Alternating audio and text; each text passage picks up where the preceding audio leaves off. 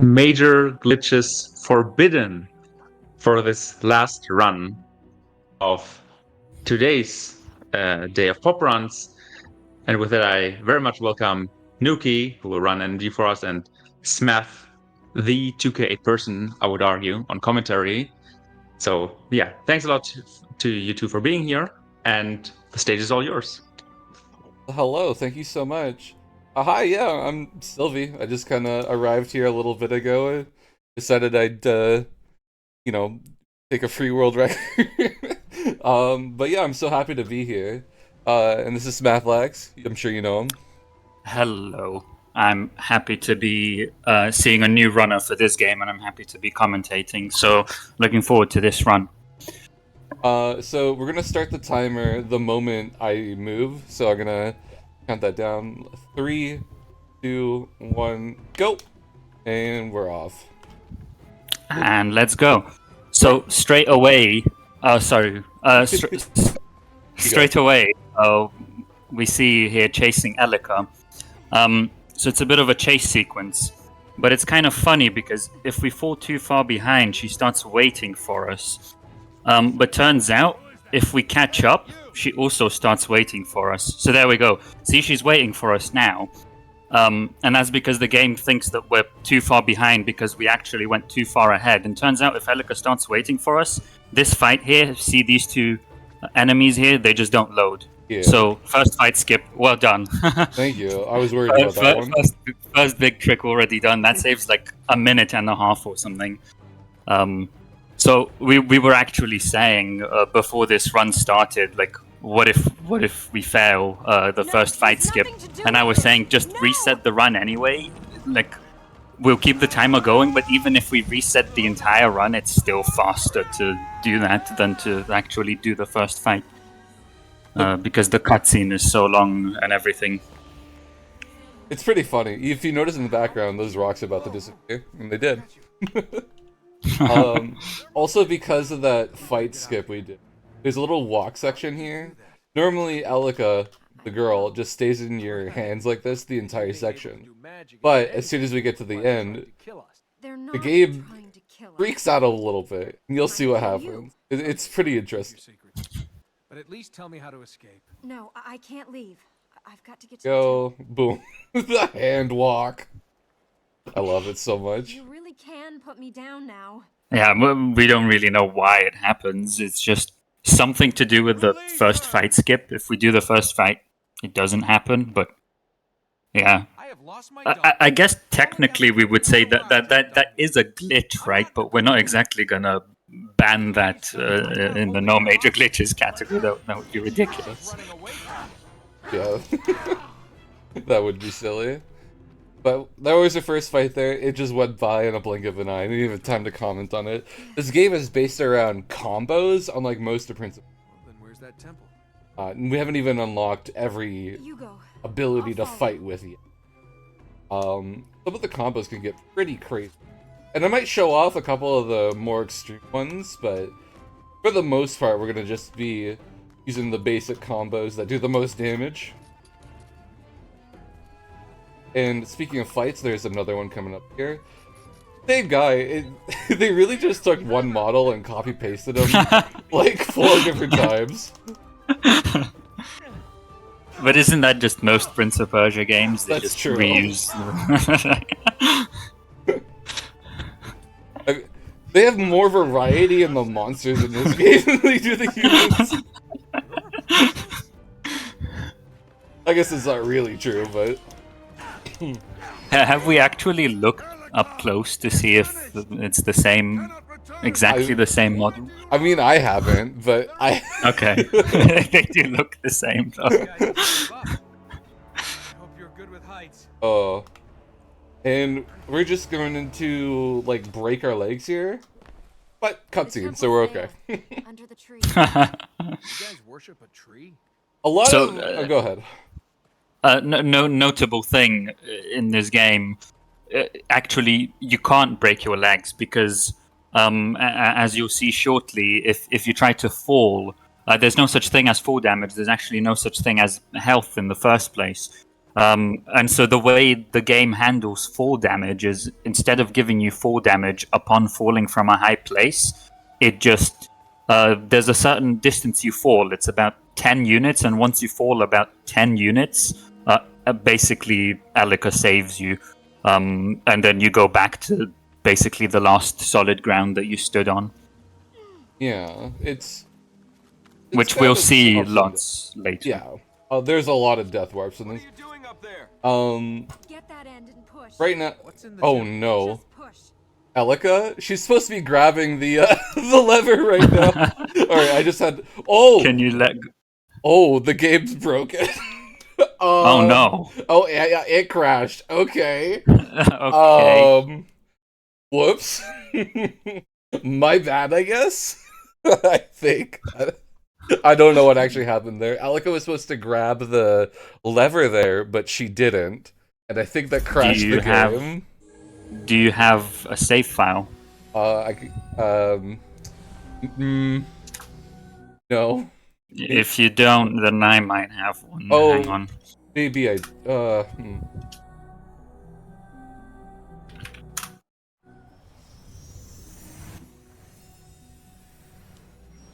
Let me.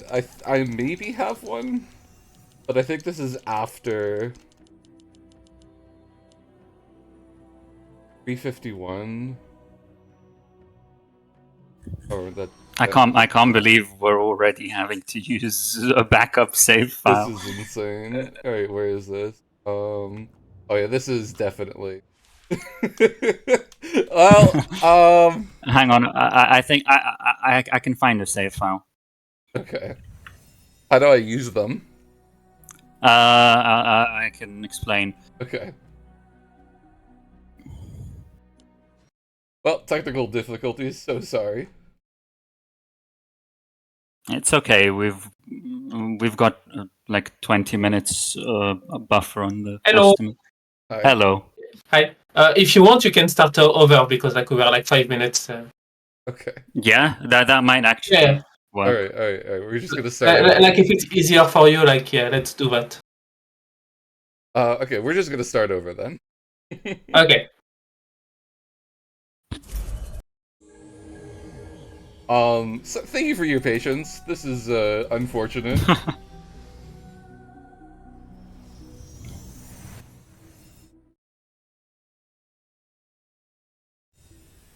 Okay.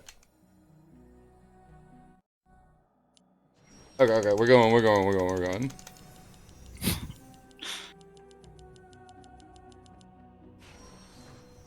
PoPRuns 10, do you have a save file? Exactly. Okay, I'm gonna hop now. Hey, welcome to Prince of Persia 2K8 NMG. Wow, what a game we got. So deja vu, we're chasing Elika here, and if we get too far behind, actually that was great. You saw that just a second ago. We fell a little bit too far behind, and as a result, she waited. And you can see exactly the same thing happens if we get sort of far ahead. Basically, the way that works is there's just a box, and as Elika moves forward, there's a giant box behind Elika that moves with her, and if you're inside that box, then she keeps running, and if you're outside of the box, presumably because you're too far behind, she stops to wait for you. But I guess the devs never expected that we'd actually be able to get ahead of Elika. And the reason why we're even able to get ahead of Elika is because we kind of manipulate her movement.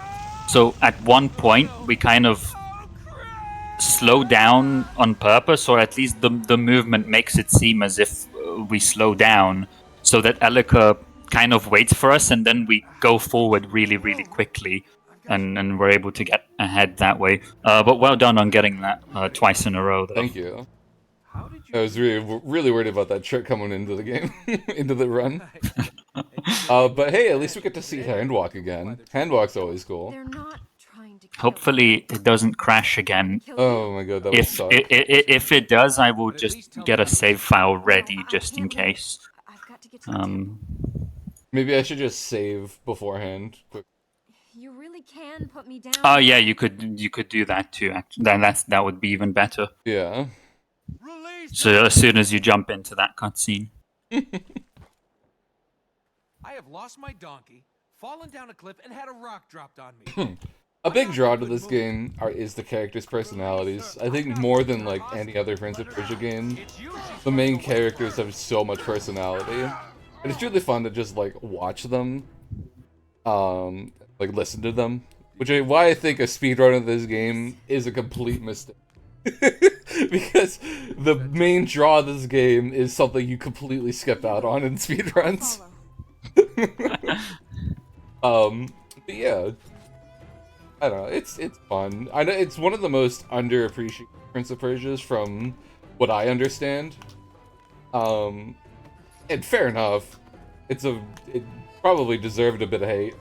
But yeah, I like it. It's not for everyone. I think the biggest criticism that this game receives is being forced to collect the light seeds, which personally I like. If you know me, I'm a bit of a completionist. The first speedrun I ever did was Sands of Time, all collectibles. So, you know, for me, that's great. I love collecting things, but I understand it's not for everyone. Yeah, I grew up on Jack and Daxter Precursor Legacy. But yeah, I'm a collectathon type guy too.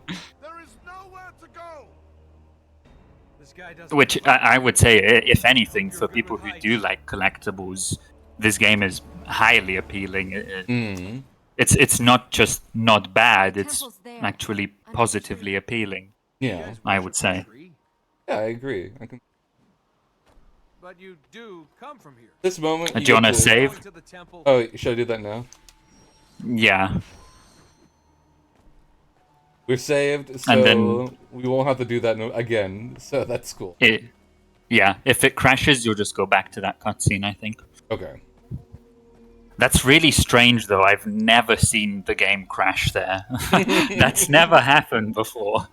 That's actually happened to me once before. I don't know why. Oh, okay. Elika just sometimes doesn't grab the lever. Like, it's like a 1 in 100 type situation, but doesn't grab the lever sometimes. To be fair, I do a glitch to get by here, so I never grab that lever anyway. What's in the temple? Just push. Hey, we made it. We've Here we done go. Hey. We should hurry. Here comes the main plot of the game, coming up very soon. Actually, they're gonna talk about it right here. It's the Prison that holds Iron Man.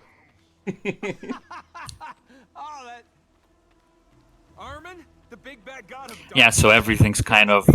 Observe that when we were outside, it was like daylight. Everything was bright and happy. Just keep that in mind. Yeah, one thing you might notice about this game, like, look at Elika's clothes. It's rendered so pretty. This game is just so pretty. Like the gold embroidery and all that. I also fucking love that line. Elika! Man goes hard. Here's their first, I guess, major fight of the game. Still don't have our, like, next ability, but he's got a bigger health bar than the other guys, so... I mean, the strat is kind of the same, but now he can block. Oh my gosh, please. Alright, there we go. And then one more.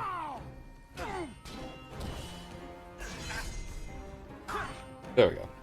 Yeah, a bit of a button smash. But, oh well. So I guess we can talk a little bit about combos. So there are 4 types of attack you can do. There's sword, jump, gauntlet, and Elika. Elika we hadn't quite unlocked yet, we're about to. But in general, the fastest type of attacks are when we do some number of sword or Elika attacks, followed by a jump attack, followed by 3 sword attacks. Yeah, exactly. The only problem with the sword attacks is that the enemy can block them. And these are the Elika attacks that we see for the first time. We saw one there. Once we unlock the Elika attack, we want to use that over the sword attack, precisely because the enemy can block the sword attack. So before that, we had no choice. We kind of just had to use the sword attack and hope for good RNG. But now we're going to be primarily using Elika attacks to do damage.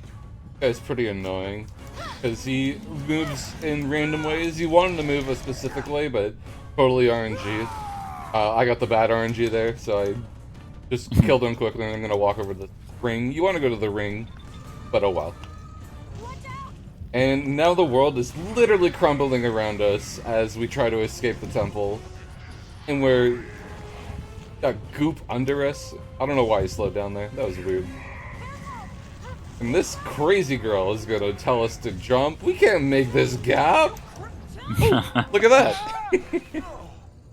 Anyway.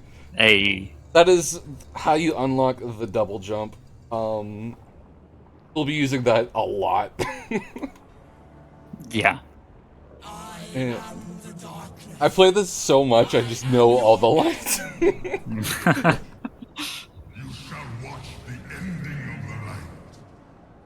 Yeah. I would be reciprocating with the lines as well, but I don't have audio on my end, so... That is unfortunate. But this is the infamous cutscene. This one. He can't have escaped yet. Not fully. The temple must still have the power to contain. So basically, what happened there was, Elika's dad cut the tree which was holding Ahriman imprisoned. So, we technically haven't released Ahriman yet, I don't think. But I don't know, he's like getting out or something. I don't know the science behind it. But as a result of cutting that tree, the whole world kind of turned corrupted. And as a result, we're gonna have all the corrupted enemies and traps and all sorts of things now. Yeah, as you noticed, the world was pretty light out and bright, but now it's all dark and gloomy. And it's going to be, here it's going to be like that for a very long time. But we'll see the world transform, maybe. This thick. And on the move. Yeah, we're just going to have to hold forward for a little bit here. There's no real gain in movement abilities aside from jumping. But jumping on flat ground doesn't really... Yeah, walking and jumping are the same speed. The only exception is if you're just starting to move, it's slightly faster if you initially start by jumping, because with the jump you accelerate instantaneously, whereas when you walk, there's a bit of a run-up. He kind of starts... For the first second or so, he walks a bit slower, but it's a negligible difference. The other exception is if you want to change directions very quickly. So if you're kind of walking and want to turn around, it's faster to do that by jumping. But again, these are realistically, walking is a perfectly viable option in this run. That thing we saw, the darkness, that was Ahriman.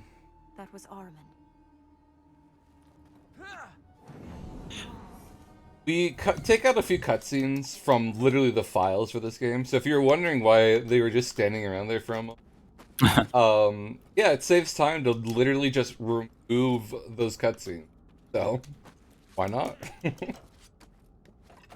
But we're coming up to the first, like, section of the game. I struggle with that jump, so I'm caught in it. We're gonna be meeting the first of our main enemies. Yes, she is as lewd as the game makes her sound.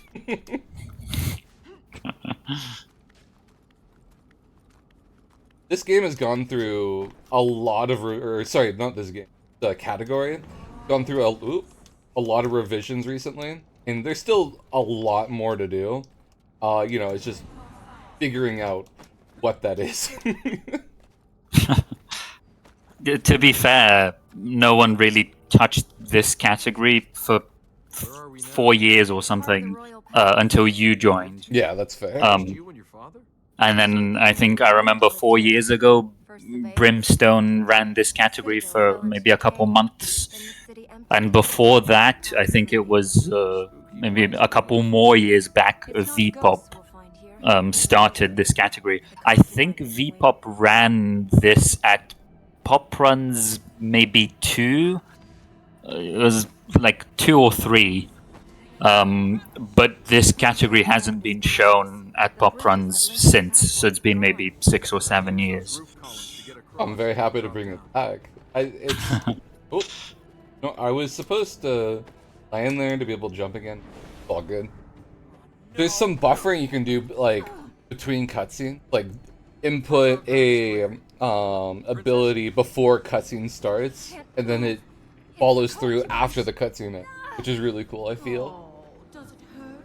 But there she is, the concubine, in her pink ribbon-clad glory.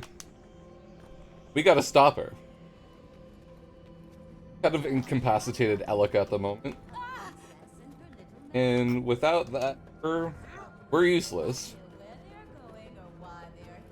Just gotta give her a slash. Yeah, so that's an excellent question by GMP, who definitely doesn't know the answer. Why do we go to Cavern first? It seems kind of random to start with a middle level. Surely you'd kind of go right to left or left to right. Yeah. Go ahead. And the reason why is because the level on the right is City Gate. But actually, as we'll see later, we're not going to need to heal City Gate at all. So just to give a bit of an overview of what this whole run is about. So what's the aim of this game? It's an open world game. We need to meet certain objectives in order to beat the game. What are those objectives?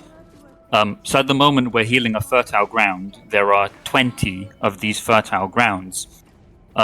So there are 4 areas and 5 fertile grounds in each area. That adds up to 20. And each area has a black gate. We'll go over this again, so don't worry if you're not getting everything now. With each area, there's a black gate, and once you heal all 5 fertile grounds, you unlock the black gate, then you kill the boss behind the black gate, and once you kill all 4 bosses, you can go to the end of the game. Okay. Basically, the gist of it is that in order to unlock the black gate, you need to heal the 5 fertile grounds. Turns out, one of the black gates we can just skip, which means we can also skip 5 fertile grounds. And that's why we don't bother going to the fertile grounds to the right of the map. All of the warrior ones, basically, we skip. Yeah, I mean, I think there's a skip for, like, all the black gates, right? But those are major glitches. Specifically, the one in the Warriors world is not. Yes. I think the Warrior Black Gate has about 17 different skips, and quite a few of them are NMG, I think. And also, the other benefit of going to Cavern first is that the very first fertile ground that we heal, at least from the beginning of the game, the very first one that we has a cutscene associated to it. It's like we've healed a land for the first time. You're about to see the cutscene now. And this cutscene replaces whatever cutscene would normally be there. And so we want to go to the land with the longest cutscene first, because then we get rid of the longest cutscene. And it's this level, Cavern, that has the longest cutscene that would be playing if this cutscene now wouldn't be playing. So he's trapped. Yeah. And as Elika is about to explain, now that we've healed the fertile grounds, there's these light seeds that are popping up everywhere. We need them to You're in fine shape for that. The light seed. heal Elika, Take kind the of, light seed. but more so to unlock abilities to get us to different levels later in the game. But yeah, we'll see them collected here. We're going to be collecting a lot of these. Like about 500 or so. You need these things? And the first one is given to us in cutscene, which is fine, I guess. You or Mom, But either way. Yeah. Let's go keep having bright yeah. ideas. Anyway, Some more of these light things. a lot of the game, the speedrun, I should say, is not about progressing, it's about collecting, which I love.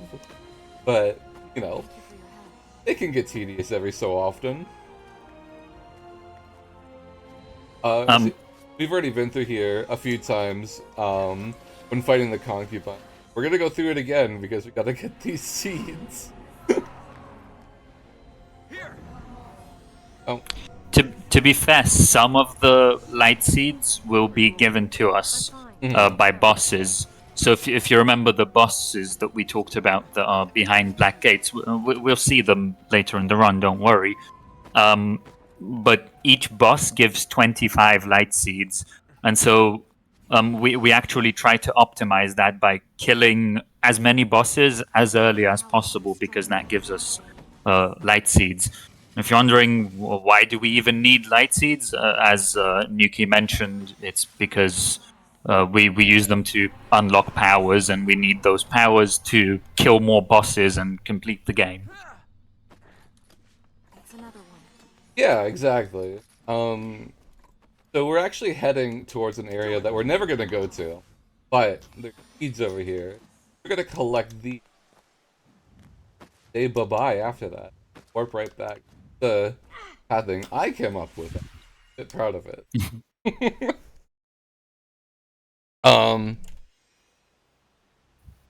Showing this. All right. Yeah. Sorry. The camera lands a little sporadically when you warp, so I always have to gather my bearing afterwards, which is Yeah, it actually faces the same direction as it was facing before you fast traveled. Oh, But okay. obviously, if you're in a completely different area, once you fast travel, you don't.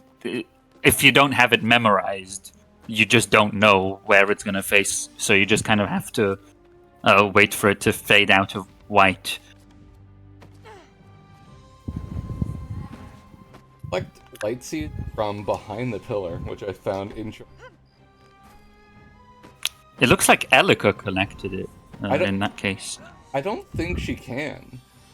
Oh, I think maybe the only maybe not. way a seed can be collected is Prince runs into them. Maybe, I'm not sure. Oh.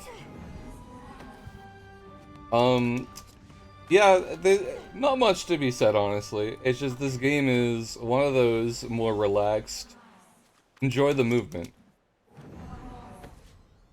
So I think a lot of the times we're gonna just be chilling out. I mean, we still have like 3 hours left still. Go. So we did talk about fast traveling, but I guess we kind of talked about the least interesting aspect of fast traveling, which is the direction of the camera. The slightly more interesting aspect is that you get to travel really far in a really short space of time. Like, I think that's more interesting, especially for routing purposes. So we're going to be using fast traveling quite a lot. The way fast traveling works is every time you heal one of the 20 lands, you can fast travel to it. And you can only fast travel from a land that you've healed. So you can travel from a land that you've healed to another land that you've healed, or the temple. Strictly speaking, we haven't healed the temple, but we can fast travel there all the same. Which will be useful because once we've collected enough light seeds, we'll need to go back to the temple to unlock powers so that we can use them to heal more grounds, so that we can collect more light seeds and unlock more powers and kill bosses. Yeah, fast travel also is useful for skipping a couple cutscenes. They're way later in the run, but specifically after defeating the concubine and the alchemist for the final times, you can warp out and skip the final cutscene they cause, which is really cool. It's like almost an oversight, but yeah, I like it. There's a skip coming up here. Yep. I've worked really hard to try to get this down, and I'm certain I'm gonna screw it up. But I'm just gonna try to set up here, get my foot lined up. Oh, okay. Ah, yeah, I'm shy.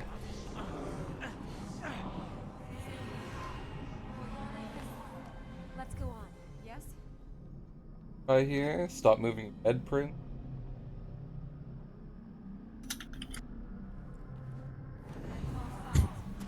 There we go. No, that's shy too. Darn. But you can kind of see what happens when we die now. We don't really die per se. Mm-hmm. We just kind of go back to the last safe spot that we stood on. Oh wow, I'm messing this up. This is unfortunate. What we're trying to do here is trigger a cutscene. Like hit the loading zone before. Normally, you have to like walk around and stuff. Oh, that's not it. But if you position this like just right,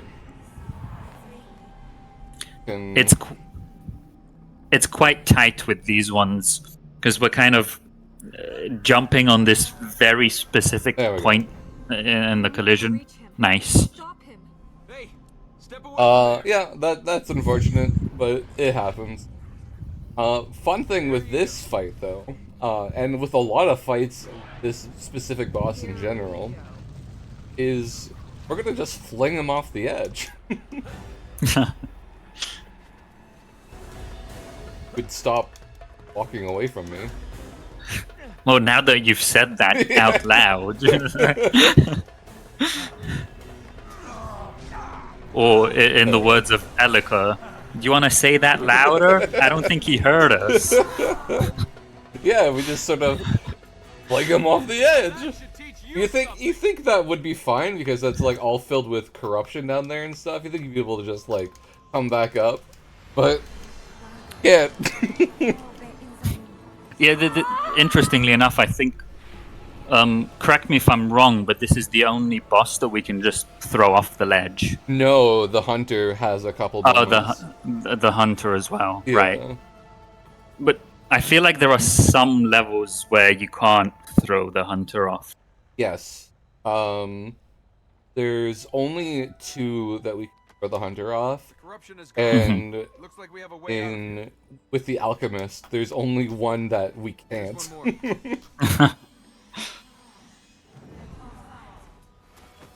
So I should mention something because I might have just used some terminology that might have been slightly confusing if you haven't played this game. I said that was a boss, and earlier we talked about the boss fights. I said that in order to get to the boss fights, you need to unlock a black gate.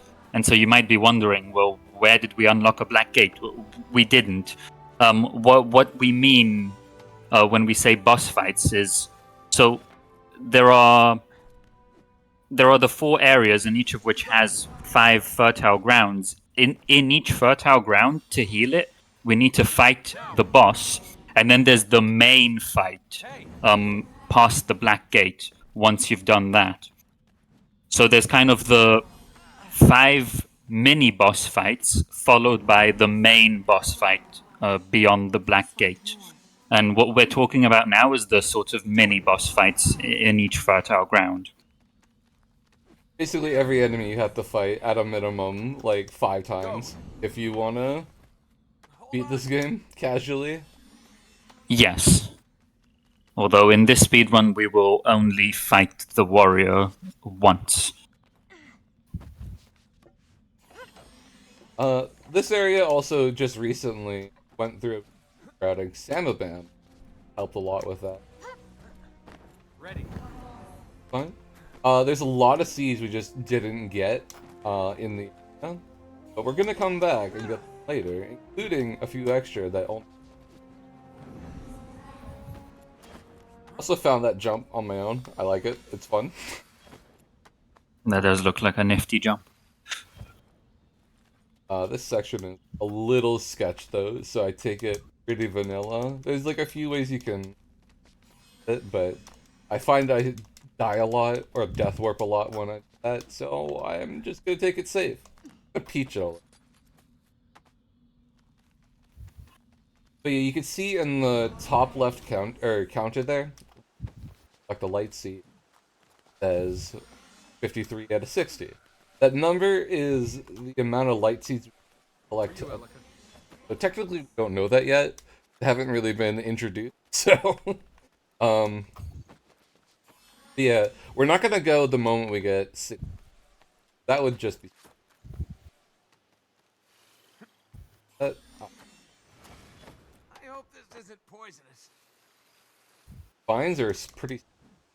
For some reason, when you spam the jump button when going onto them, move a whole lot quicker than if you were just to climb normally. But obviously the jump button, what makes you jump. Well, it jumps. So if you get too close to the edge, it will buffer the input, and you'll a lot of the times just go flying up, cross or down or whatever when you didn't mean to. So it's you gotta measure your spams a bit. Know when you're doing too many. Oh, I missed that. It's really tricky because when you're moving on vines, if you're not spamming jump, you're going to be moving really slowly. But you basically have to time it so that you stop spamming jump the exact moment that you're about to get off the vine. Otherwise, you're going to jump to your death. Mm-hmm. And there are some places where you lose like 30 seconds or possibly even more if you stop spamming maybe 0.2 seconds too late. It's actually much harder than you would think if you've never run this game. We can reach this one. Yes. Oh yeah. Let's get to the top of that tower. I like it's just like figuring out the timing. It's annoying, but it's necessary evil of running. This is cool though, because you could just jump back and catch that. Normally you have to go around this tower a couple more times, but yeah, just jump there and you get higher up, and it's cool.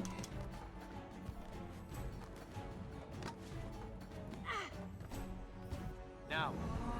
And we're about to be introduced to the second major boss. Here is the Hunter. We're trapped. I'm gonna go out of my way and try to do what I believe is the longest combo in this game, just to show it off.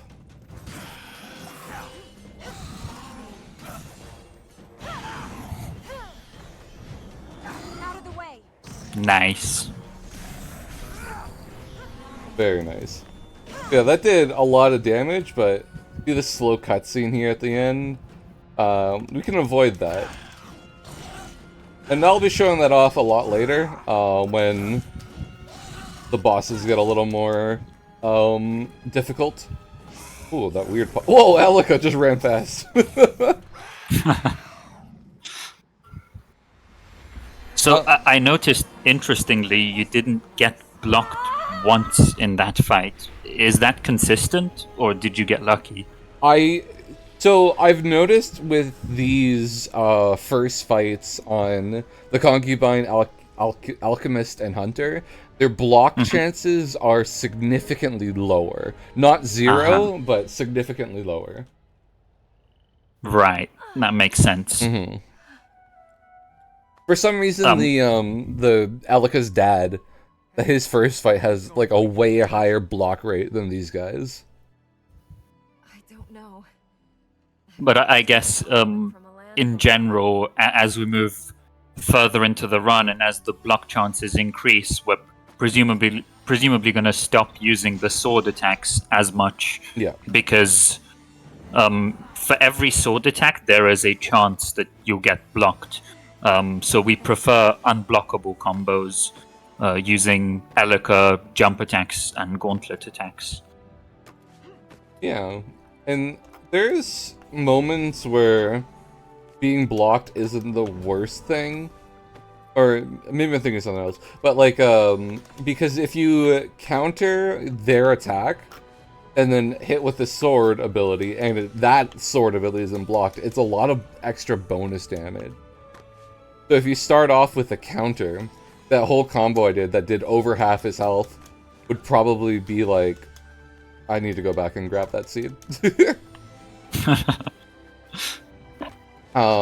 Yeah, just a little bit extra, which is cool. I like that. Here's another new area that was added very recently. Hopping down over here and rolling to the left.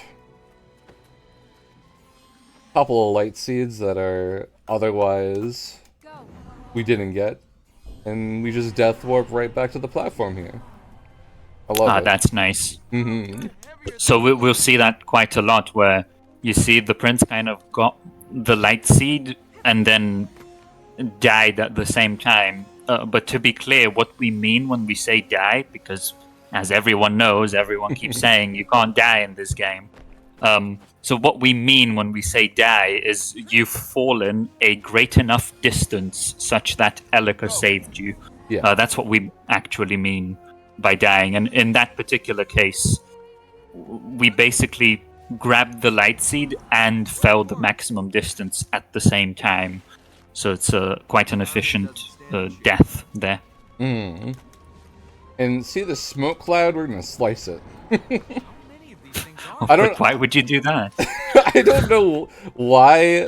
Like, normally there's a fight there, but if you arrive soon enough, you can just slice the ghost plume, smoke plume. Oh, whoops. And it just seals them for some reason. I'm not sure why that happens, but it does. And if all goes well, we won't be fighting another goon enemy for the rest of the run. If we weren't fast enough, then the enemy would have spawned. Right. And then we would either have to fight them until their health is 0, or we would throw them off. So with these mini enemies that we just kind of meet all over the world, the way to fight them is to generally throw them either off a ledge or into a wall, and that instantly kills them. Yeah, but now we've got 60 light seeds, so as Elika will explain, power plates are active. It can't be. It can't be. So these abilities are pretty neat. They're very pretty, and they give us movement, which everyone loves movement. No. They gave the Ura their powers. Now that they're active, we can reach the other fertile grounds. Oh, a stretch. Feel those. Oh, alright everyone. We still have a lot of time in this run, like 3 hours. So stay hydrated. I appreciate you watching. Allow us to enter fertile grounds in the City of Light and the Royal Palace. I'm even there's, as you've noticed, there are long cutscenes. There are moments where I'm even gonna get up and go to the washroom when the cutscene is playing out. Yes, Take care of yourself. So there's an interesting question in chat, which is it possible to instantly get, presumably you would mean 150 light seeds to straight away in one go, as we come to the temple? And the answer is yes, but not casually. Casually, there are some things blocking your path, such that there literally aren't enough light seeds to collect so that you can unlock 2 powers in one go. However, from the perspective of a speedrunner, yes, we absolutely can't do that.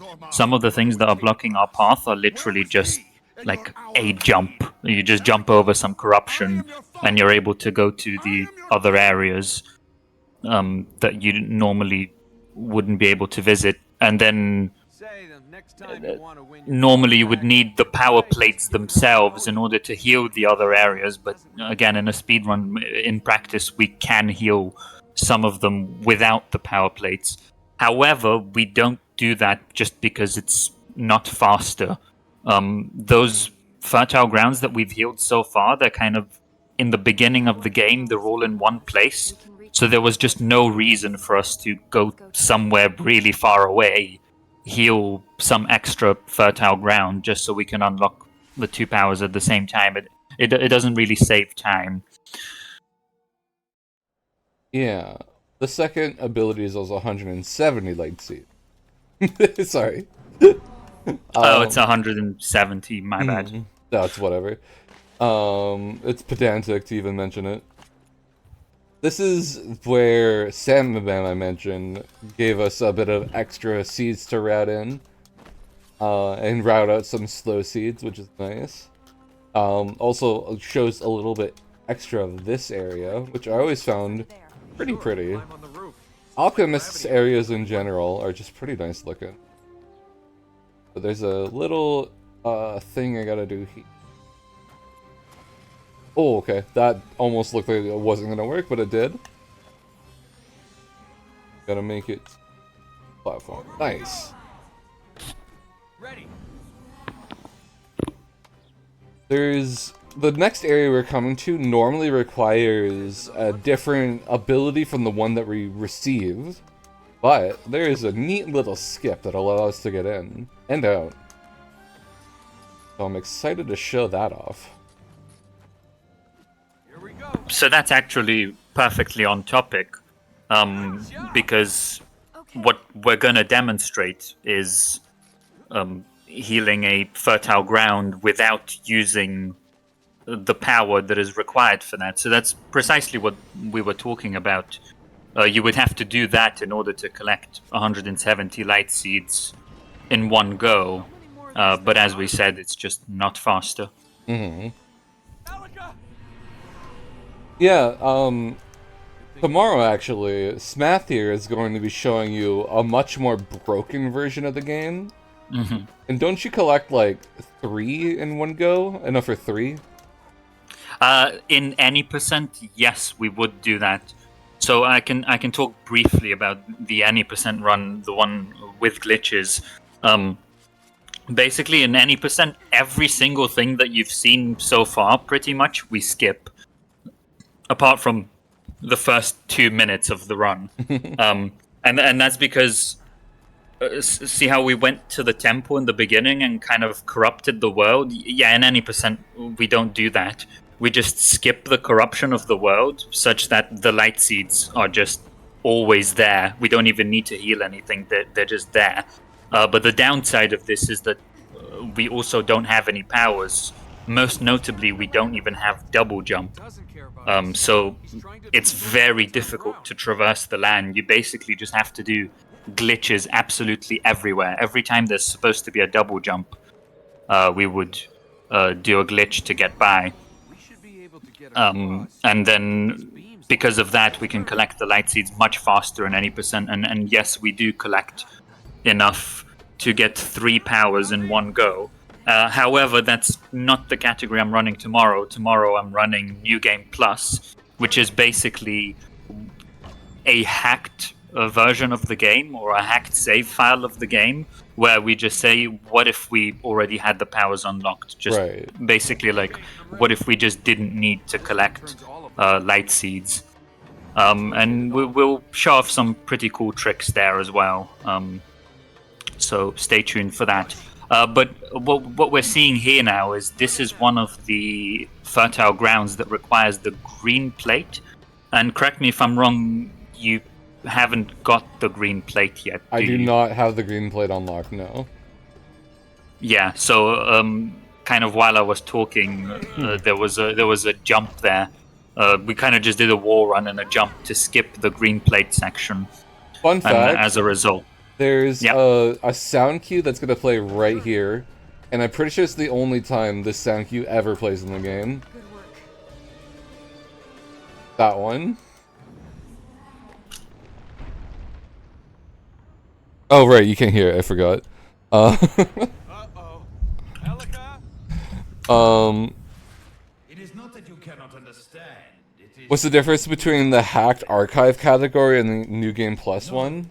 That's a question for Smath. close your eyes in So in the hacked category, which is now archived, we don't do any more runs of that. We used to give ourselves light seeds. As I said, the point of the category was How do we... to see what the game would be like if It's all right. It's we didn't have to collect any light seeds. However, what we eventually realized is that that run is kind of boring, at least in the beginning, because if you have 1,000 light seeds at the start of the run, basically the first 20 minutes of the run are just watching cutscenes and unlocking power plates, which is just really boring. And so nowadays we have the New Game Plus category, where instead of giving ourselves light seeds via cheating, we instead now give ourselves the power plates themselves via cheating, so that we don't have to spend the first 20 minutes doing that. We better seek a way to finish him before he does that. It's just a more fun version of hacked. Yeah, that makes sense. Yeah, the curse and the blessing of this game is its long cutscene. Because a lot of the time you are just sitting there like, hurry it up, but, you know, after, like, 2 hours, a long cutscene is pretty nice. Like, damn, I gotta pee.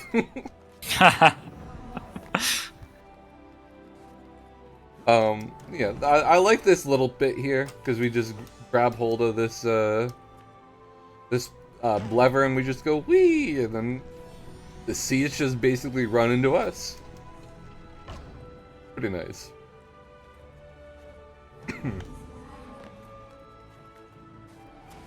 Alright. You're going to be seeing a lot of alchemists. We're going to fight them 2 more times before going to collect the next ability. It's just efficient to stay in one area at a time, since, you know, you got to collect the light seeds, and generally collecting the light seed tends to move you to the next area as the game flows and all.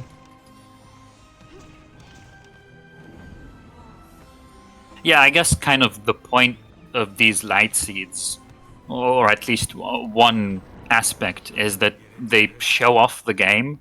So if you collect all the light seeds, you will necessarily discover basically every casual location in the game, every single corner you will discover, and so it follows that if you're going to another land, presumably there are going to be light seeds on the way, because they're basically absolutely everywhere. I can't tell you how many times I've gotten to this point in the game, like right here, and be like, oh my goodness, I forgot to get the red ability. There's the power plate there. Yeah, if you get ahead of yourself, because you can do the previous section completely plateless, right? So you keep going, like, oh yeah, we're doing good. Wow, I'm freaking, I golded. That's crazy. Oh, I don't have my ability. Like he knew we were coming. You goaded by like 3 minutes now.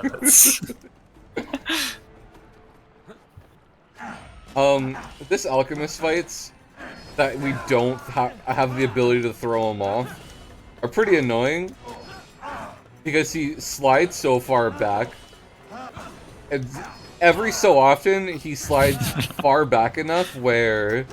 Why am I using the... Whoa! I just realized he's using this sword to Elika, and he only stopped me once. That's actually crazy. Yeah, I'm surprised he didn't block me like 6 billion times there. Holy crap. Oh, as I was saying, he gets flung back a little extra than the other enemies. Sometimes he gets flung back enough so that For all this, I just get to join your swing just completely whiffs, just completely misses, and you have to like reset and walk forward. It's just so annoying. The healing might purge the corruption if I can hold it back long So enough. I guess in this case, the reason why we can't throw him off is because there was no ledge to throw him off of. Yes. It's because this entire arena was surrounded by corruption. Yes. On the other hand, there are some other bosses, such as the concubine, where even if there is a ledge, if you try to throw her off, she'll just sort of teleport back to the arena, and you're not really going to achieve anything. You're going to waste time because it interrupts your combo. Yeah, and then there's the warrior, where the only way to beat him is to throw him off. Yes. But we won't be seeing that. Apart from one time. Yeah, that's true. Yeah, so I lied. There's actually technically 3 fights that the alchemist we can't throw him off. Including his final one. Because there's that one, and then there's the reservoir, which also just doesn't have a area to throw. Well, we could stay here. But if you're wondering why the game is all like gloomy and like dark and intense at the moment, the prince right now is infected with the corruption inside his body, and Elika can't heal That sounds it. nasty. It does. They're just trying to rush to the fertile ground as quick as possible, and hoping that that's gonna heal it. But what food did you get, Vin? Curious. We got a self-care. Well, we say we're rushing to heal the fertile ground, to heal the corruption, but in reality, the only reason we're rushing is because it's a speed run. As far as the game is concerned, there's no actual time limit. We could sit and wait here for 5 hours, and the corruption would do absolutely nothing. So sorry to ruin that for you. Yeah, the prince isn't in mortal danger. And in theory, you could even escape to the rest of the world in this state and just run around and heal other levels in this state. That's funny.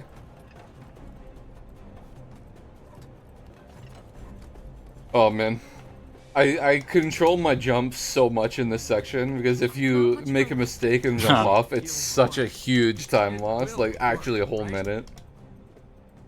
Alright. But this area is so nice. There's like a ship bow at the tip there, and it like points off into the forever. Whatever that means. Burger, yes. Let's go. So there are other kind of what shall we call them, corruption traps, let's say, in the game that do teleport you back if you stay there too long. Most notably, corrupted air, also known as gas, which we will see once we heal Heaven's Stair. The first place we see it is Heaven's Stair. If we stay in corrupted air for too long, then Elika teleports us back. There are also there's the swarm that gets unleashed in Coronation Hall by Concubine, which if you're doing platforming, attacks you, and if you spend too long on the platforming, makes you fall. However, this corruption in this level just actually doesn't do anything gameplay-wise. Same with the corrupted air. It makes the screen go a little like brrr, but other than that. Well, casually, the corrupted air can actually take you back if you spend too much time. But from the perspective of a speedrunner, that's just a non-issue, because the whole point is that you're always moving fast anyway. But even in casual gameplay, to be honest, I don't think I ever died to the corrupted air. Yeah, I don't think so either. It's not difficult to figure out where you gotta go in this game. Yeah. It's kind of just forward. They do call it a walking simulator.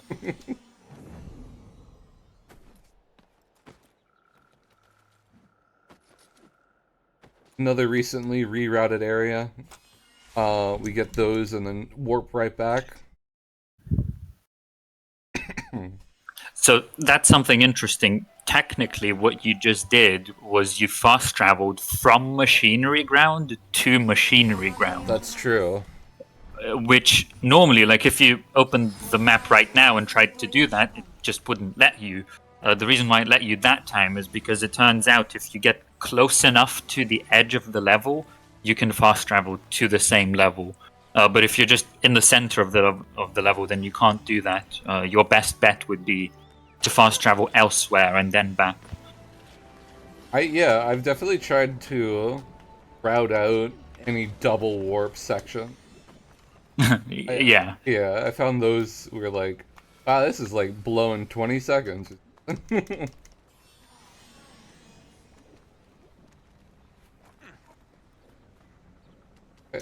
Sometimes that jump just doesn't work, like climbing up to the second vines there. It did that time. I also routed out a really silly area that those two beams right there, those things are awful to go back from. For some reason, I think they're programmed to hit the railing, but when going back, just can't jump onto them. It's actually impossible.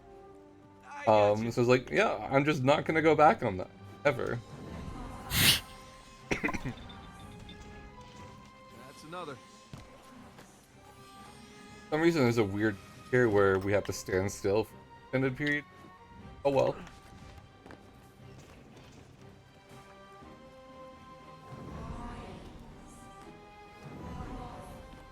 Game's so pretty.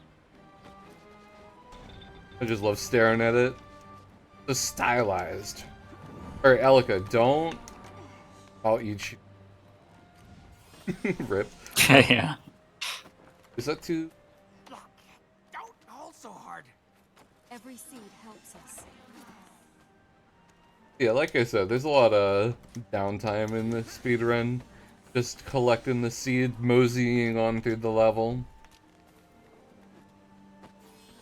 Well, you say that, and that's true, but also, you know, like right here, for example, if you press the wrong button, you're gonna die, and then you lose 30 seconds. So it's like downtime, but you still kind of have to half focus. Yeah, that's true. Because if you lose focus, then you'll probably make a mistake and then lose lots of time.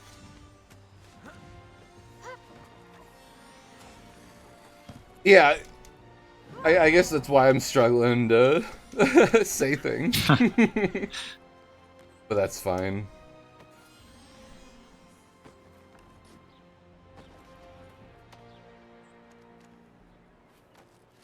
So we're coming up to 170 now. Yes. Presumably, once we get 170, are we gonna unlock the second power?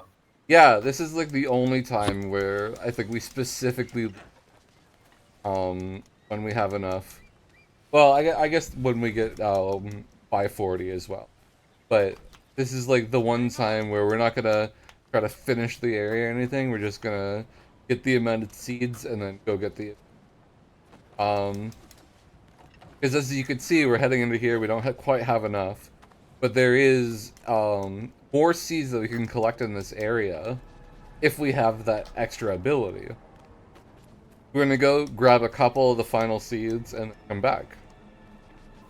Yeah, because I guess otherwise, since you have the red plate, you would now have to go to some of the hunter levels if you didn't unlock another power plate. But those are kind of far away, so from a speedrun perspective or from a routing perspective, it doesn't make a lot of sense to kind of go all the way to the hunter areas and heal those and then come all the way back here. Yeah. Instead, once we get 170, we unlock another power plate so that we can heal things that are presumably a bit closer to us.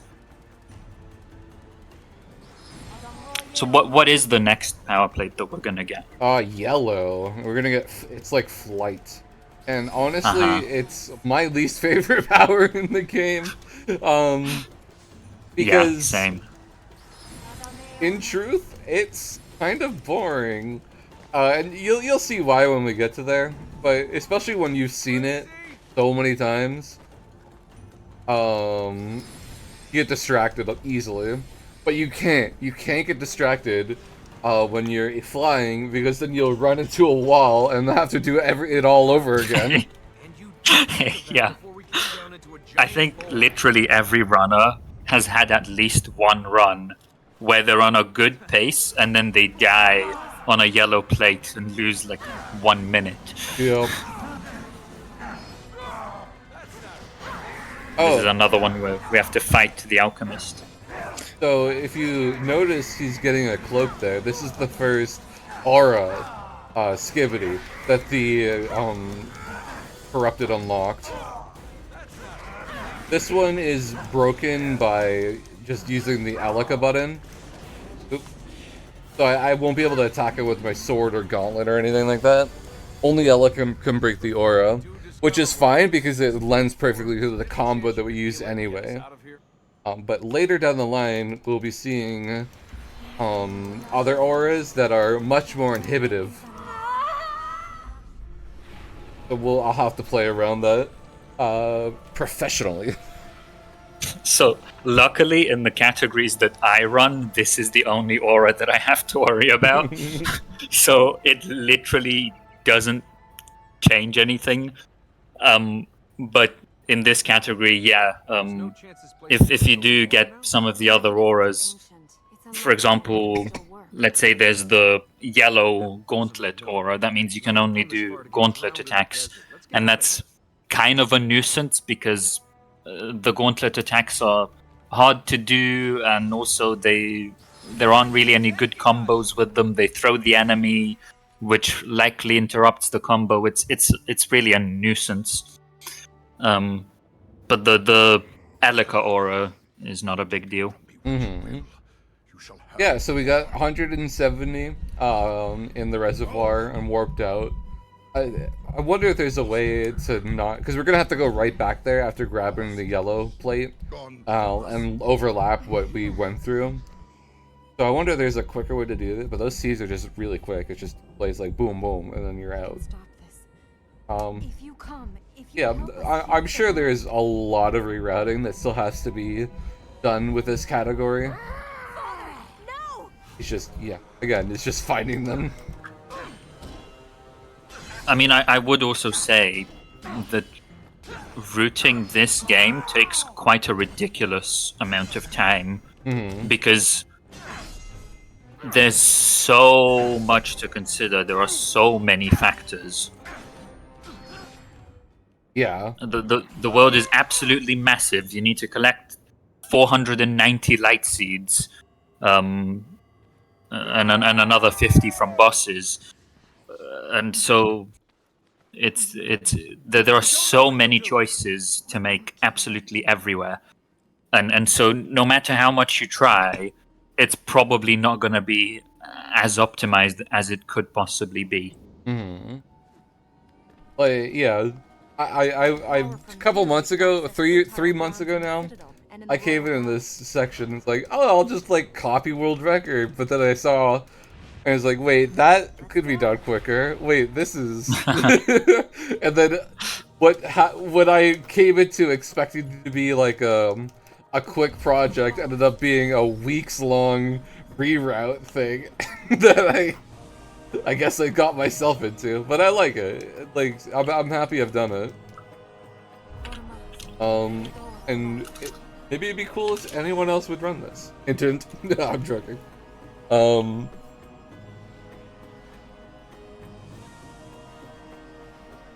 Yeah. I kind of want to run this at some point in the future, but not anytime soon. Fair enough. I mean, you could probably get world record in like 3 or 4 attempts. Well, I'd need to learn the route first. Yeah. As you noticed, 5 minutes ago, I asked you, what plate are we getting next? That's not world record material. Yeah. Oh yeah. Goodbye, Elka. Walks off there. because we saw that doesn't mean it will be true. Oh. Armin's trying to... The vision emerged from Araman. But they don't have to be true. No one can tell you the future. What is Vinseed? Okay. So in any percent. So there's a seed that we normally get with the yellow plate. But in any percent, without the glitches, as I mentioned, we don't really have any powers or even double jumps. So we obviously don't have the yellow plate. But Vin found a way to get one particular seed. And I can shout out which one it is, because you're going to get it soon. Vin found a way to get it without the yellow plate. You just kind of jump from a platform and What happened to be this die. one, is it? Yeah, Oh, it is it. that exact one. Oops. It's quite precise, though. Well, it's not so precise, but you kind of need a sort of a setup. But yeah, people were just talking about when we're gonna get that. Yeah. Because it's not you're not supposed to get it by dying. You get it with the yellow plate. I will be getting that pretty quickly here. No, maybe not pretty quickly. We're doing all the edge stuff first, and then we're going back into the plates.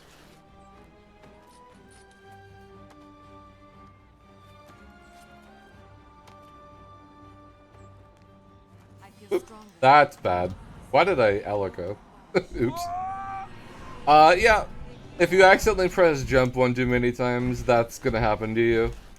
And that's a major time loss, but oh well. So, a little tip for that vine.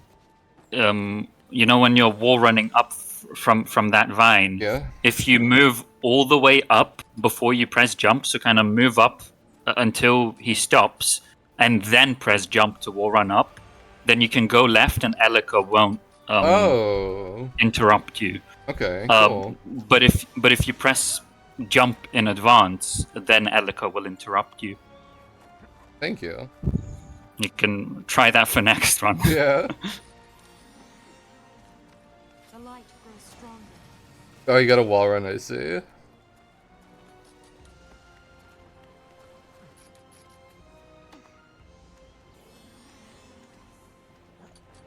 This one, for some reason, yeah. I always miss that. I don't know why.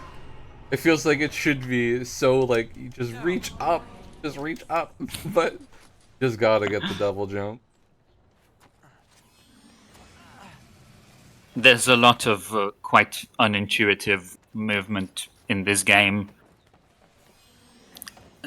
Like, you would think that, you know, if you're trying to jump forward and, for example, you're not going far enough, you would think that taking a step forward before you jump forward, you will go further, but sometimes that's not the case. Sometimes you go further back, and then that makes you jump more forward. It's very counterintuitive. This way.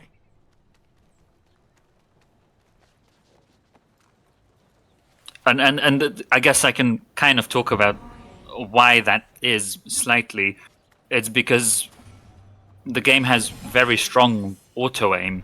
So if you're kind of, let's say you're very slightly too far back, but you still reach a wall with your jump, then the game's going to be like, oh, you're going to reach that wall, so I'm not going to give you a boost. But if you're a bit further back so that you'd almost reach the wall, then the game gives you a boost, and then you actually end up jumping even further. And so it's kind of a Vinseed coming up, by the way. Right here. I did it! One of those. Bottom there one. we go. Yeah. Yeah. But yeah, basically with quite a lot of the jumps, it's like if you jump from really close, you make it. If you jump from a bit further, you don't make it. And if you jump from even further, you make it again. And if you're not used to it, it can be quite counterintuitive. Without a doubt. Ooh, I was a little early, but it worked out.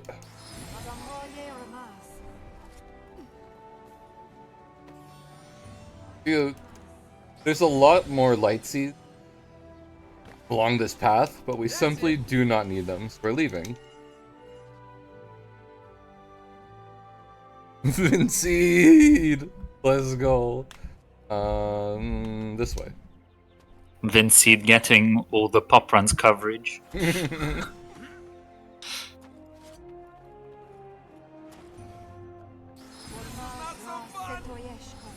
I want a seed. I haven't got a seed named after me. Oh, which seed do you want?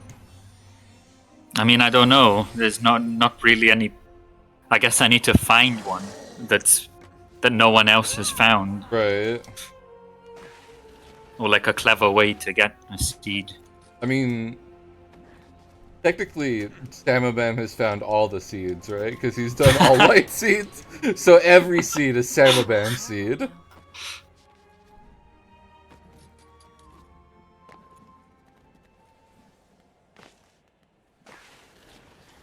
Come on!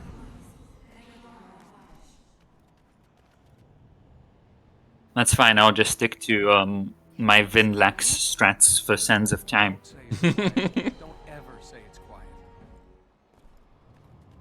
Unique way of collecting a seed, that's true.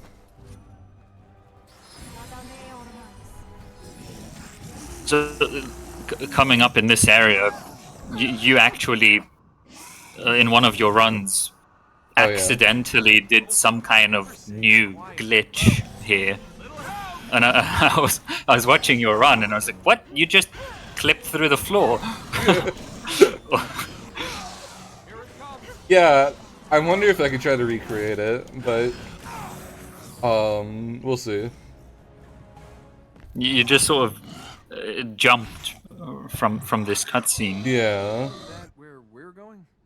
Yes. Why do we always have to go towards the bad guys? Yeah, you have to wall run there a bit, and then Yeah. you land on the ledge. And you're like Yeah. partially below the ground. Well, we don't consider it a major glitch at the moment because it's only ever been done once.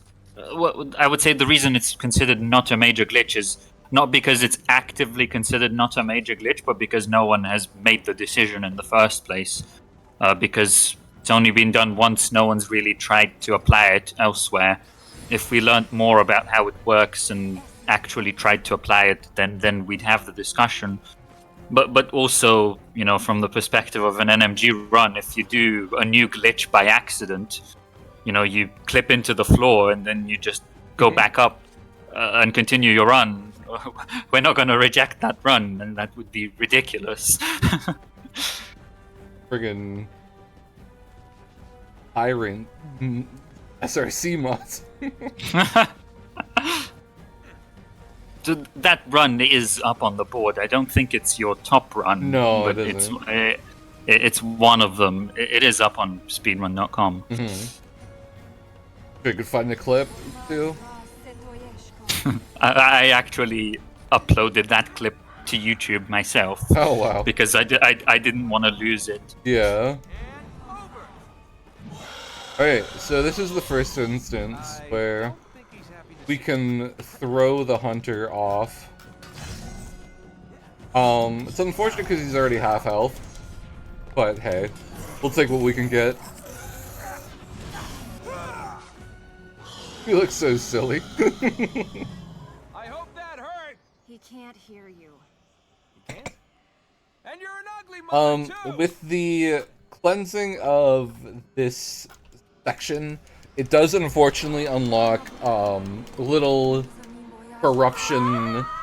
I'm gonna not use the C word, blobs, that best the rest of the world now, and they are one of the few obstacles that are created by the corrupted that do affect the run a bit. Because if you run into them, Elka's gonna have to save you and death warp you back to your platform. That's time loss. So, yeah, unlike the corrupted air or like the butterfly or whatever, these things actually kind of suck. Yeah, and to be clear, it's not just if you make a mistake and run into them that you lose time. Even if, assuming perfect execution, you're still losing time because you have to wait for the cycle to line up. Yeah.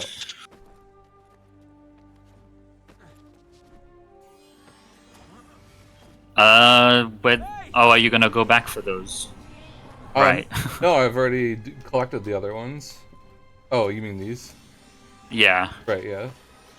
Yeah, okay. I was gonna say. Again, not world record material, not knowing the route. Not yet. And again. Alright. There's the section coming up is pretty full of skips, and I am semi-confident that I'm gonna be able to get them. We're gonna work at them until we get them anyway. Don't you worry. Martyrs Tower. Yes.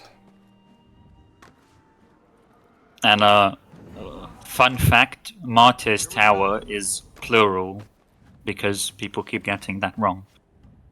Right. So it's Martyrs apostrophe Tower. Because there's a lot of people that have been martyred here. Which is actually funny because even the game manual gets that wrong. No, I guess you could argue that Let's get him straight. if it's the game manual, then it's correct by definition, but in the game itself, it's a plural. So Hmm. To play. Here's the first instance of a annoying yellow plate. This just takes so long, and I can't zone out because there are multiple spots where I can get bonked, and I don't want that. So I'm keeping an iron focus on the game right now.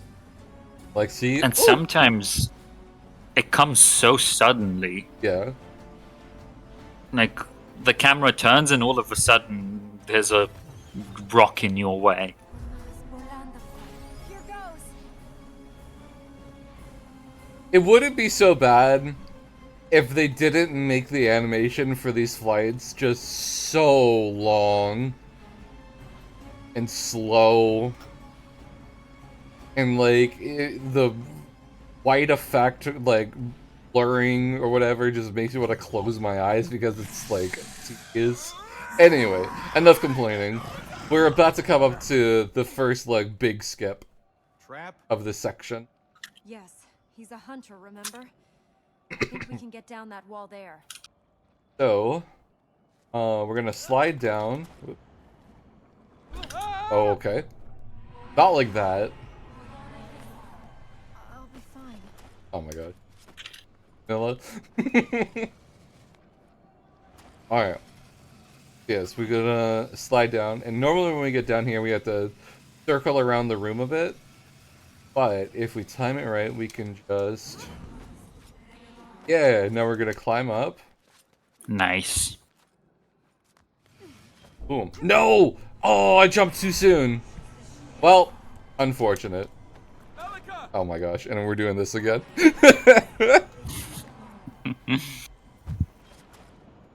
So yeah, you can't die in this game, but you know, if you do quote unquote die by falling, you can still lose a lot of time. Go. Yeah, like I did here. Right, but we're gonna get this time. I'm gonna Which- jump too soon. There we go. Yeah, so normally you have to circle around this room a few times, but now we can just climb up here and say hello to the hunter.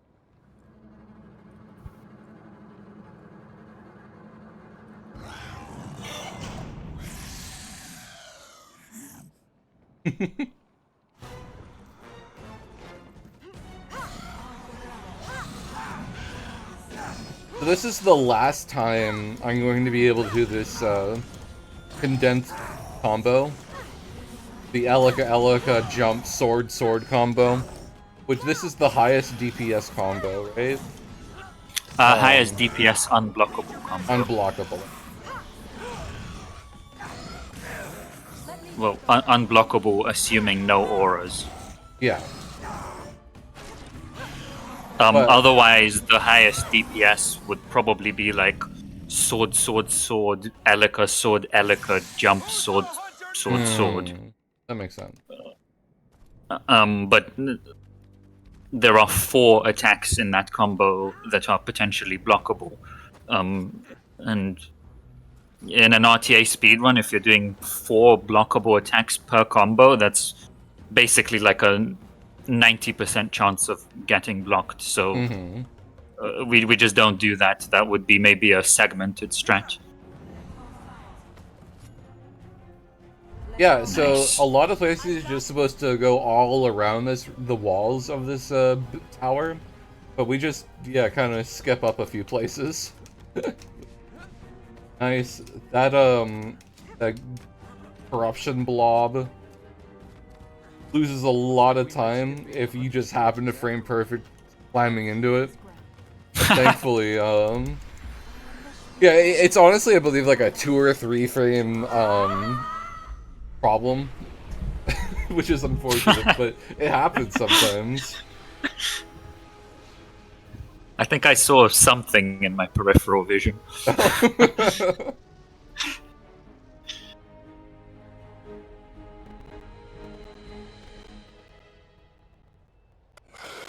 If you use glitches, it is possible to heal this one without the yellow plate, but it's really long.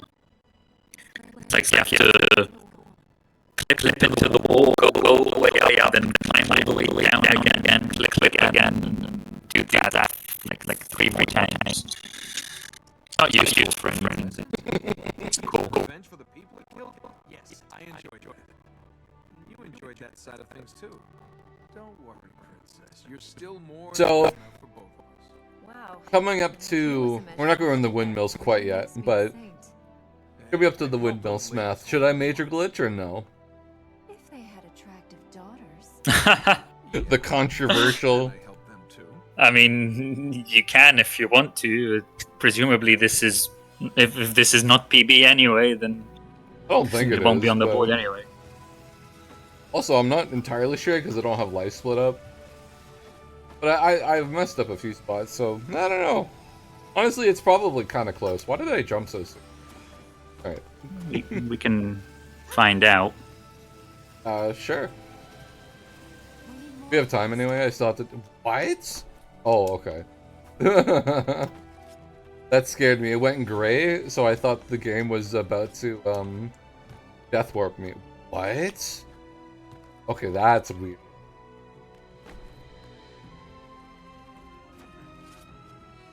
Alright, anyway.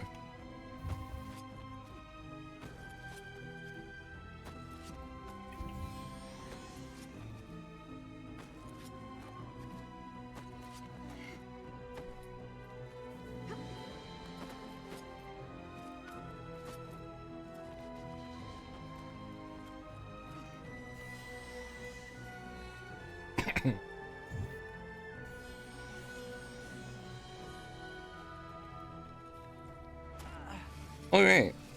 This section, I also spent a lot of time trying to figure out the proper routing. I did figure that it's actually optimal to grab this seed, but not to grab that one there. Ready. Walk away from it.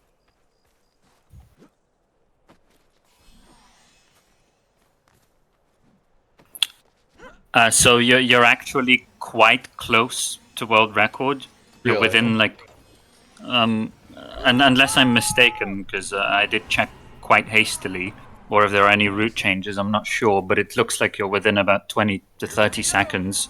Interesting. So maybe don't do the major glitch strat Yeah, just okay. in case. Yeah. I do have some significant time save later in the run, so yeah, I guess no major glitches for us today. Unless I severely mess up, Well done. somewhere in between now and then. But I'm not gonna do that intentionally. You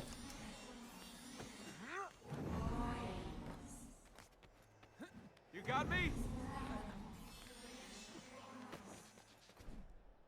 There's still a lot of light seeds here that we haven't collected, but we're going to move on. Come back later.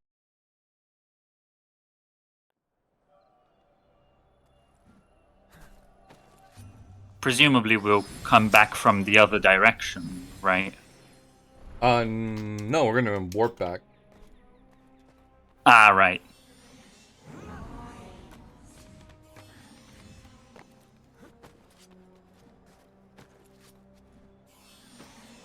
Yeah, because there's a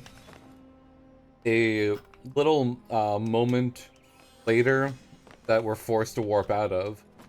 But unless we have something to warp to, we're just gonna do that thing that was mentioned before, where you warp out and then warp back. And like I said, that wastes like 20 seconds. So I lined it up so that you can warp to some place that still needs to have seeds collected, then warp back. Thought that was pretty optimal and pretty cool.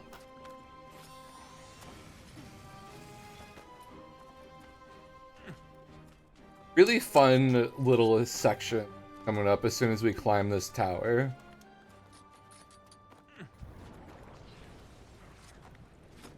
You're normally supposed to use all of the platforms the game has given to you. Get down, but Why do they even try? forget that. Gonna slide down.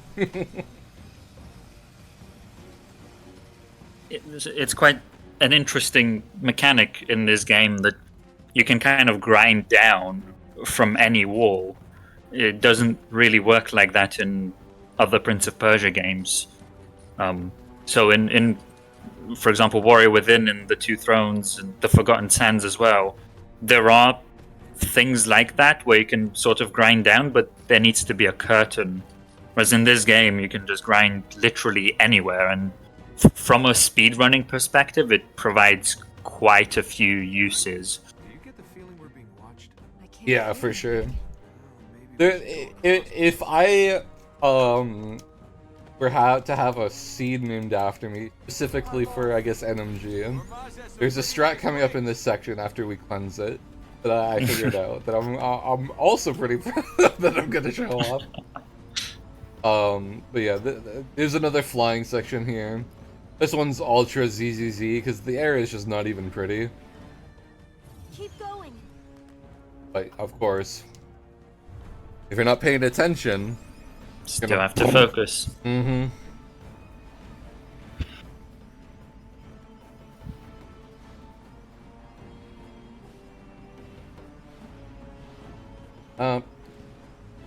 Riveting gameplay. Right. Down. Oh my god, another power play? No way. Crazy. I trust in Ormaz. I think I could be wrong now, but I think in Epilogue, which is the DLC to this game on console only, they got rid of the yellow plate in Epilogue. Really? I at least I think so. That's funny.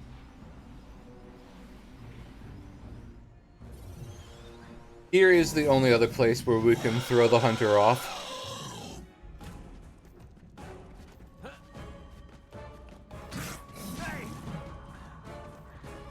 No, don't walk away from me. Oh my god, stop walking. Whoa, he's going into the wall. This is unfortunate. So, nonetheless, while that's happening, I can talk a bit more about the combos. Oh my So god. we've talked. Sorry. That was the first blue aura, by the way. So there we go. He kind of turns blue. That means we can only hit him with the sword, which is as you can see, a bit of a nuisance. But in terms of the combos, so far we've talked about So the highest DPS unblockable combo is Elika, Elika, Elika, jump, sword, sword, sword, where we kind of just hit the enemy, then jump over him and hit him some more, and rinse and repeat. But there are other useful combos as well. So in particular with fights like this one, where the aim is to throw the enemy off rather than to kill them by damaging them, we can use some throw combos. So there are two notable throw combos. One is Gauntlet Sword, where we kind of throw the enemy up and then knock him very far back. It's not really a throw combo per se. It's more of a hit really, really far back. But it allows us to knock the enemy really far back. And then another one is a backwards throw combo, which is jump, gauntlet, jump, gauntlet. So you can kind of imagine we jump over the enemy, then throw him high in the air, then jump to the enemy while he's mid-air, and then throw him again. So those are the two main throw combos we use. Yeah, and unfortunately, I lost a lot of time that fight. That was probably 20-30 seconds. I still think I'm gonna keep it NMG. I think there is like a couple minutes of time save later down the line. Well, it's fine because the NMG skip there is really easy anyway, isn't it? Definitely. Yeah, the easiest ever. I think I have literally never successfully done that skip. Oh. I'm gonna try it like one time. Yeah, I don't even go for it in runs. It's so tough. But here's where I work back to Martyr's Tower. Because that section I got down into is like, not a soft lock, but do we want to go on the yellow plate again? No, it's a soft lock. So yeah, we just gotta warp out here, collect some more seeds, and then warp right back.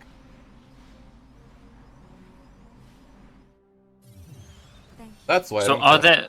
Sorry, what? Are there any hunter areas apart from windmills that we haven't healed yet? Windmills is the last one, aside from beyond the Black Gate. So presumably something interesting will happen once we heal windmills. That's bad. Presumably. Ooh, okay. Okay.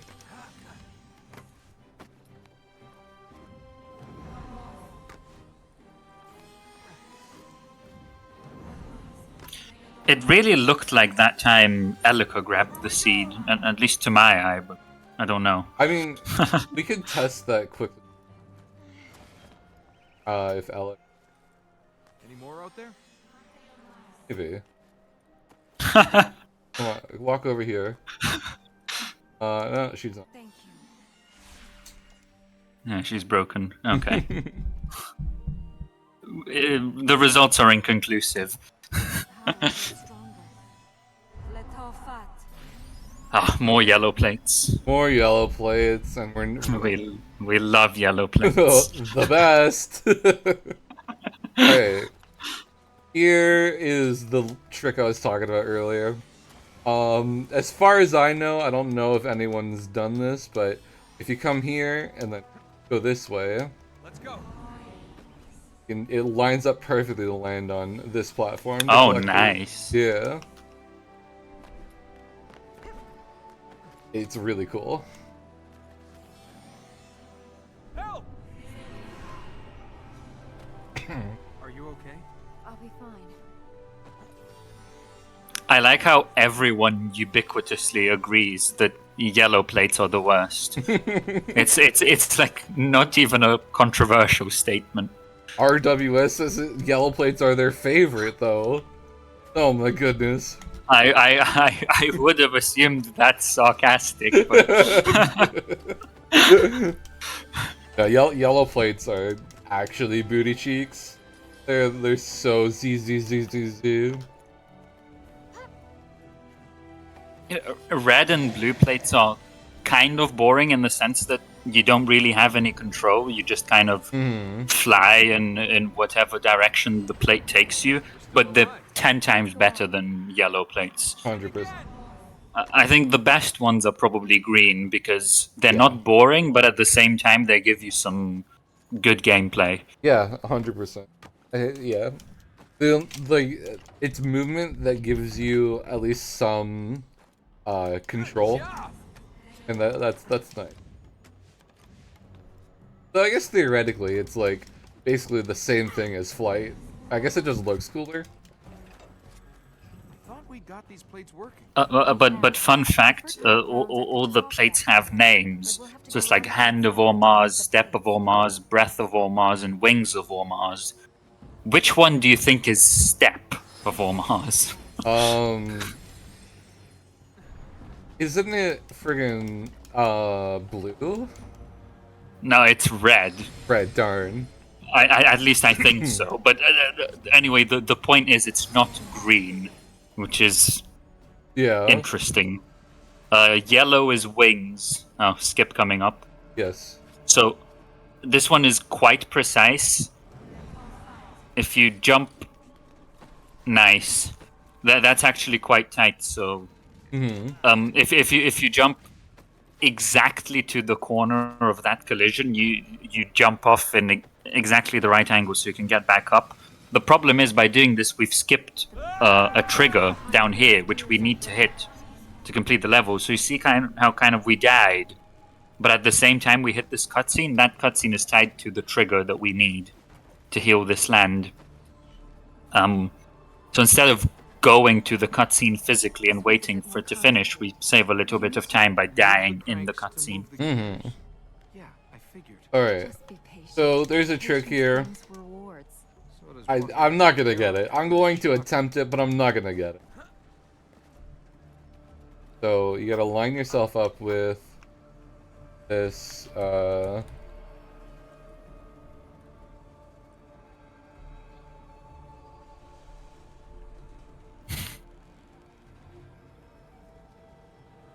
And this trick is like ridiculously precise. Oh my goodness. No! Okay. That was close. That wasn't it, but that was close. And if you fail it, you don't even die. You have to go all the way back up. Yep. This trick is horrible. It's really bad. Alright, we're gonna just do it the vanilla way. There are 2 other skips here, but both include major glitches. Yep. And both of them are really easy as well. Although technically, the NMG skip, I would say, is the fastest. Technically. It's just that, if we weren't restricted by NMG rules, there's no way any reasonable person would do the NMG way. Yeah, it's so ridiculous. Tough. Like, we have a resident, like, skip master, Drep. Like, even he was like, I tried this once, but I got it first try, but I haven't been able to get it since. It is like, oh god, so it's that tough, huh? Oh lord. I think Brimstone did do the skip in his former world record. Yes. It took him 2 tries. Right. But we know it's doable in a run, at least, but it's still... like, as far as, tricks that are doable in runs go, that one's probably among the toughest ones. Here we're gonna do the elongated unblockable combo. And the reason we're doing this is, although this combo has a lower DPS, damage per second, than the other combo, which is Elika, Elika, Elika, jump, sword, sword, sword. The reason we're doing that is because now the hunter might go into the blue aura. Here we go. The worst thing is, the dude can trick you. like normally when they do a thing, they're like stuck on that thing for a moment, but they can instantly switch, and it's impossible to tell if they're gonna do that. Especially if they blind you. Yeah. But yeah, although the longer combo has a lower DPS, in the end we do fewer combos. By the way, you can move in that cutscene. Oh, really? Yeah. Okay. So yeah, with a longer combo, there are fewer combos and thus fewer opportunities to go into the blue aura state. Well, alright, we've cleansed the 4 of 4, or 5 of 5 fertile grounds in the Hunter's area. Wow, I wonder what's gonna happen now. If you see, what is that in the bottom there? What is that? Oh. See, because I don't know, I would just come here with the land being corrupted and all, and I would just go in the corner and then just sort of press W a few times and just jump under the gate. But I don't know what you're gonna do. That ain't me, man. I ain't like that. Glitching? No. What are we waiting for? Well, first of all, we gotta get blue-balled by Alika here. And then second of all, Is that a good thing? we gotta collect more light seeds! And once we heal the fertile ground there, Oh, Exciting. but Alika's giving us a hint, though. Mhm. Inside the corrupted. and they're just gonna let us take it. Much more of this, and I'm gonna. But have you to know, stop. now that we're making this comparison between NMG and glitched runs, I think in terms of the glitched runs, yes, there's more to learn in the sense that you have to learn the glitches, but also the glitches do make a lot of the run just straight up easier, as we recently talked about. You know, that horrible skip inside the windmill. Mhm. The NMG skip is horrible, and there are 2 skips with glitches that are really easy, and there are quite a few skips like that that are really easy with glitches and harder in NMG. So I think it's not necessarily correct to say that the glitched run is harder or the NMG run is harder. I think some things in each category are harder. Right. That's nice of you to say. You could definitely have just been like, yeah, I run the harder category. Look at the stuff that I do.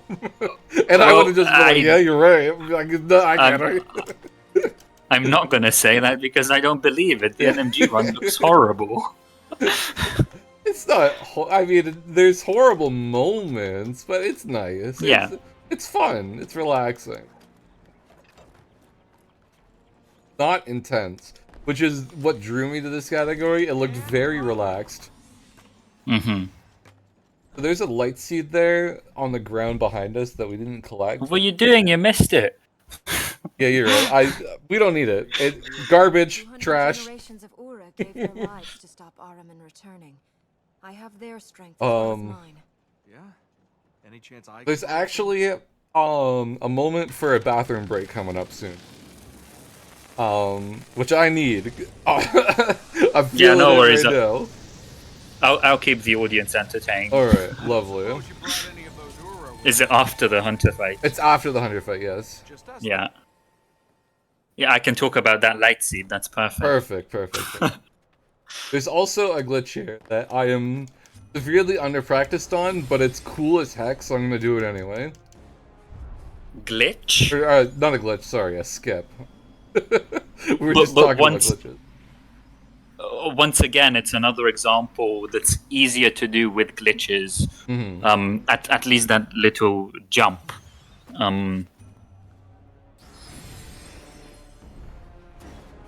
Ready.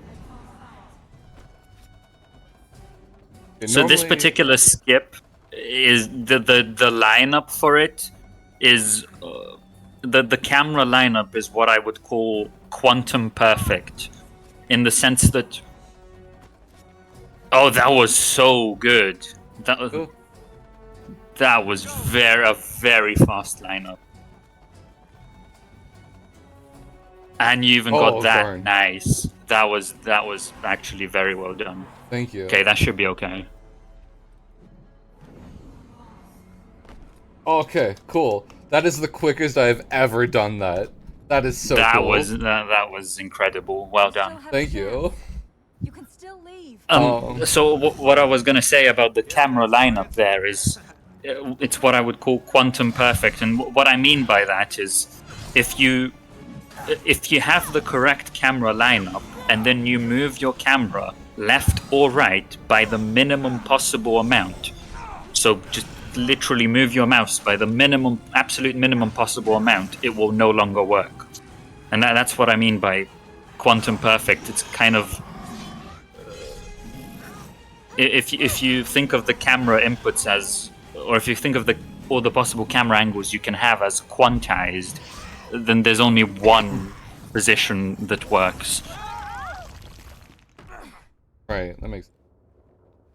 And then the jump that you have to do later, what Nukie had to do there was time the jump. So you kind of have to run, and as you're running, jump at the correct time. But what I would do in the glitched categories, and in fact will do it tomorrow, is I would do what's called a drop glitch, which basically allows me to do the same thing, but I don't have to time anything. It's really easy. I messed up the first third of this fight, but the second third went very smoothly. And hopefully I can do this last third.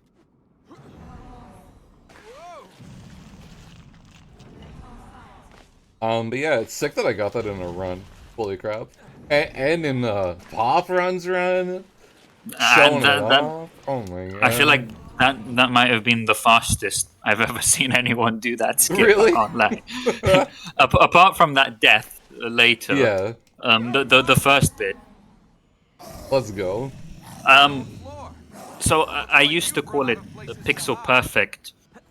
The reason I don't say that anymore is because, strictly speaking, there's more than one pixel on which it works. It's just that if you move your camera by the minimum possible amount, it moves by more than one pixel. It moves by like 2 or 3 pixels, at least with the setup that we're using. Okay. That was weird, but we're okay. Alright, the game went really weird on me there. This fight should have been over by now, but something went wrong. But that's fine. We're through it.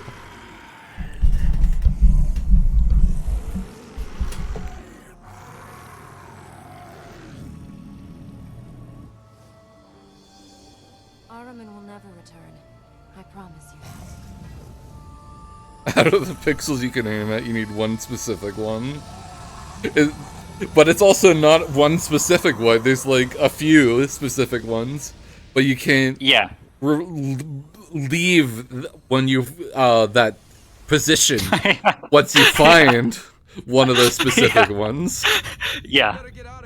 There are like 2 or 3 pixels that work, but if let's say you're on the first pixel that works and you try to move your camera to the right by the minimum amount, you're now on the 4th, let's say, pixel, so it doesn't work anymore.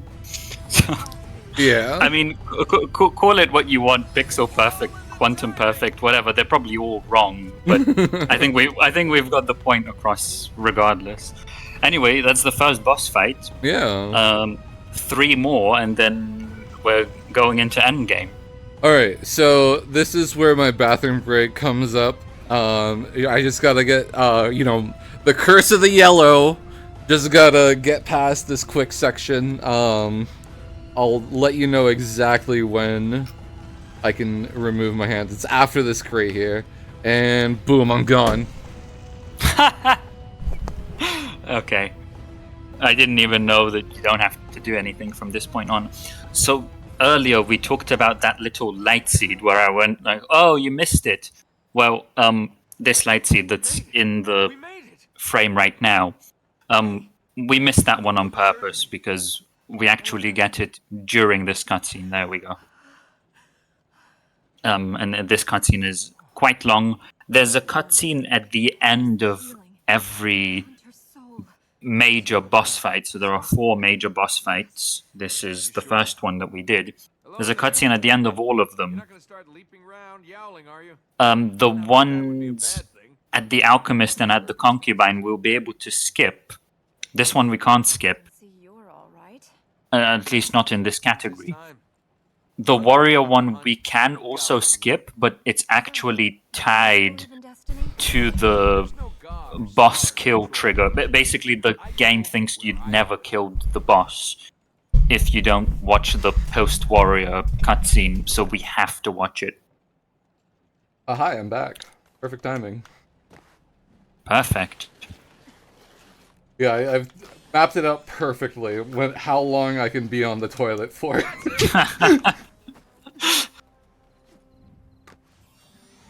But yeah, you saw the light seed being collected mid cutscene. I love that crap.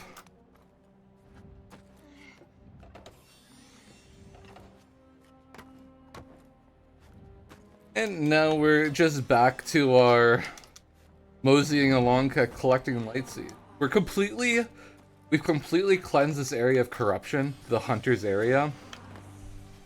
So this section technically just done. All that's left is to collect seed.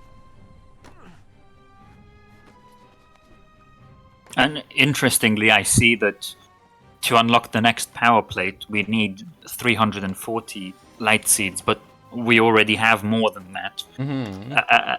And yet we're still collecting light seeds.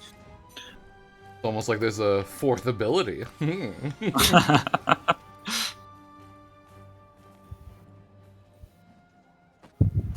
Okay, I got it. This seed always messes with me. I always that one. Yeah, that one took me a while to learn how to do consistently. Yeah, it's pretty annoying. Speaking of annoying, this section also kind of messes. Not this one specifically, but when we climb up here.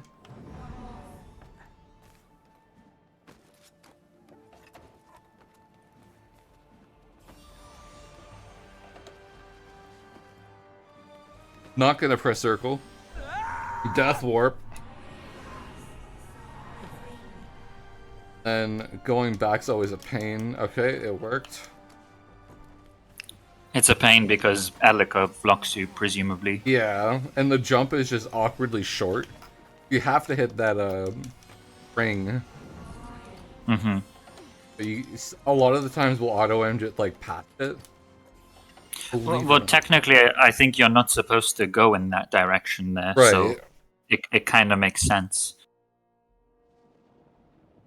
And so we can kind of see it's quite obvious now why we didn't go back to the temple as soon as we had 340 light seeds, and that's because, well, there were more seeds to collect just in the immediate area. So there's no reason to go back to the temple and then go back to that exact area again to collect more light seeds. We'll just do it while we're there. Oh, nice blueless. Oh, darn. It's a bit tricky, this one. Oh, why am I missing this? Oh, that corner, it's deceiving. What? No! Oh, alright, we're just doing blue. There's a way to do this section without using the blue plate. We call it blueless. Oh, that was so close.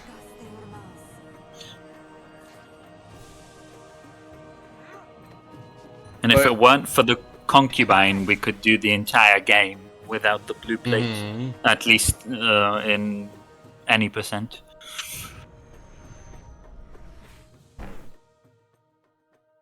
Oh, alright, well, time lost there. That's fine.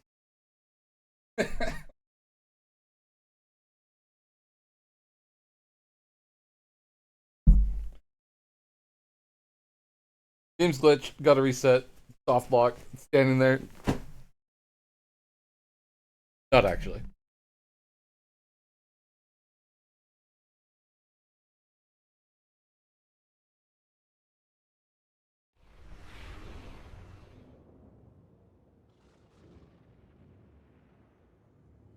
You were dead. Yes. Yes? Remember, like, I was. I'm not now, so why a couple does it hours matter? ago when we were I was talking trying about... to reach the fertile grounds to see if... And you died? Yes, Oh, how far we've come. Yes. The we've fertile come so grounds far. failed even before my father We've come right Well, that's all right. right back round full circle, The tree didn't matter and now we're because finding out the things broken about the along beginning with of the armor. game. He brought So the this golden moon cutscene, back. in this cutscene, we He find couldn't out have that done this. It was... before the game even started, He was a father. Alika died. I just And wanted to then visit. the reason I why can't let all of Armin these escape. shenanigans happened is because Alika's father made a deal with Ahriman that he would release Ahriman, and in return he would bring Alika back to life. So that's why everything's happening. Alika's dad didn't just decide to go randomly evil for absolutely no reason. Here we are, back in... Where am I? Which way am I going? Is it this way? No, I'm so lost. Okay.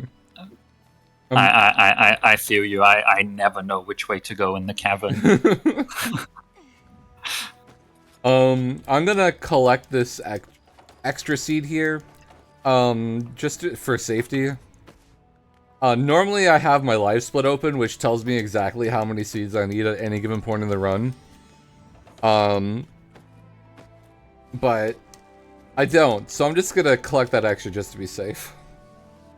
This yellow plate is nice, because I can just let go of the controller, and I can zone out. How you doing, chat? It doesn't look like you can let go of all inputs. My hands are completely off the keyboard. I believe you, but I'm just saying it looks very deceiving. It does, yes. All right, we're back. And then one of these days, for some reason, the game will decide to torture you and miss one of the light seeds. I will be so angry if that ever happens. Or even worse, it like bonks me.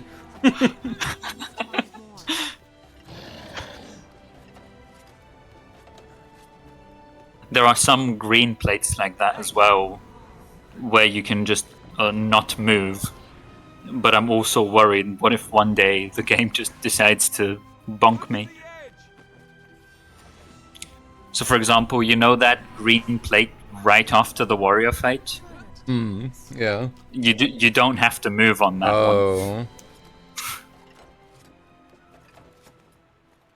Interesting. It'll crash.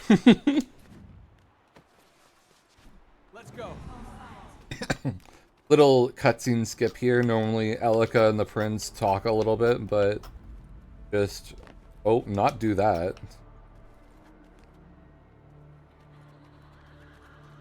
The auto-aim is very strong in this game. There we go. Shall we move on? And that skips the talking cutscene. Oh, right, I also don't have my splits open to give me the solution to the puzzle coming up. Okay. Hopefully I remember. I can find out while you're on your way there. I mean, I'm already here.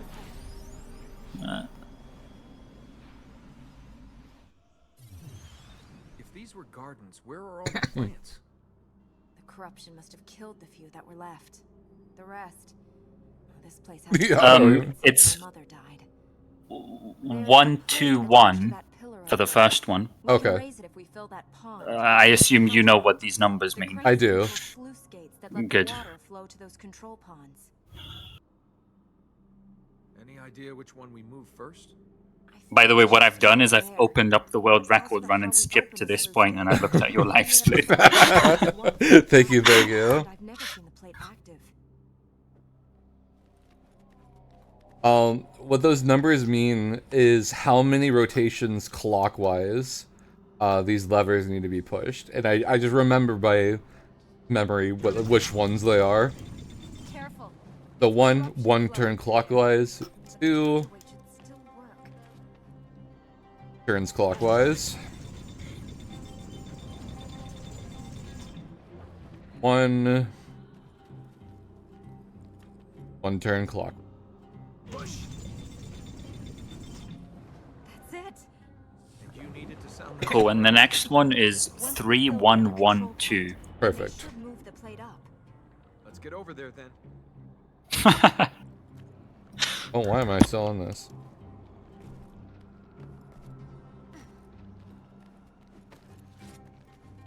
You could be a rebel and go anti-clockwise. Well, I'm going to be doing this for 3, because why would I go around 3 when I could just go counterclockwise 1? Hey. But yeah, alright.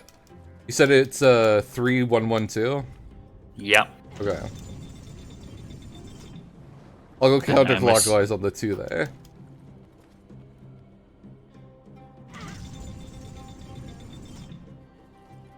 Yeah, I just thought 3 was a better anecdote than 1 reverse. There. Never said you were I guess it's fine because in this puzzle, I can't like afford to hit 2 counterclockwise is the same as 2 clockwise. Mm-hmm. So I guess for this puzzle, it's fine. But if there was another puzzle where that one out too. 2 counterclockwise and 2 clockwise are not the same thing, Right. then that I guess that system wouldn't work. You'd need to write -1 or something. Right. Yeah, fair enough. But if it works, it works. Yeah. This section of the game is very pretty. I'm conflicted whether I like this section or the Alchemists the most. This is the Royal Palace, so it's very elegant.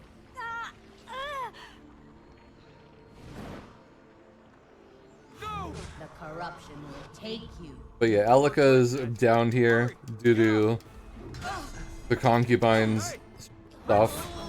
Oh, and there you saw a gauntlet aura. Whenever she gets that thing behind her. Have no. She's recovering. Yeah, like here. I have to use the gauntlet on her to break the aura. But this sucks. Because all the combos are short and ugly.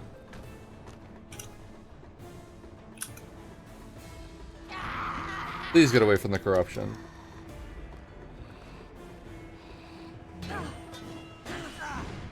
Stand back. Bye. Oh, darn it. Okay. We shall triumph.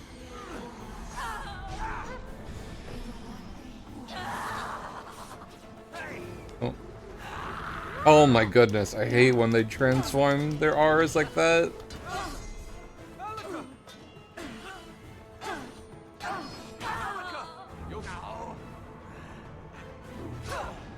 Darn it.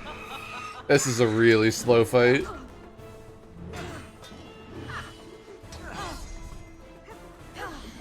Imagine actually having to react and stuff to fights. Be gone.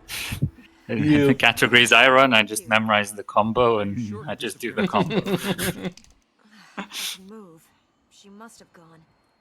Apart from the first 2 dad fights, there I actually have a strat. Where basically, with every hit you do, there's a chance of being blocked, right? And I kind of have an algorithm. I have a video of this if you want to see it later. I have like an algorithm where I can work out the most optimal strat given what's happened. So for example, if I hit him twice and he blocks me on the second hit, I have an algorithm to know exactly how to follow that up so that I can kill him with the exact amount of health needed. But it's like it takes like 2 hours of work probably to practice and memorize it properly and with very minimal gain. Yeah, that's crazy. This section here, I racked my brain for hours trying to figure out how to reroute this section, because when I first got to the world record, like I knew there was definite reroutes that had to be done, but I couldn't figure out the way to do it without incorporating multiple warps, which sucks. But so I was 2 hours in, and I was just standing here. I was like, wait, can I make this jump? And yes. Oh, of course, I do that whole anecdote and I miss. Can I make this jump? Yes, I can. And that me figuring this out just completely opened up the route for me. And yeah, it's cool.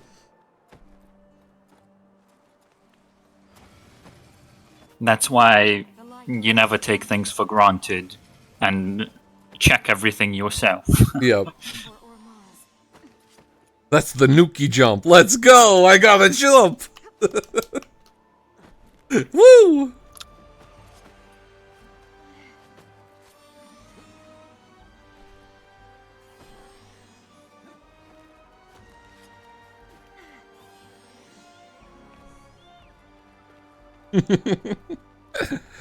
Oh yeah, this game's so nice, so relaxing. Unless you're behind on time, then it's stressful.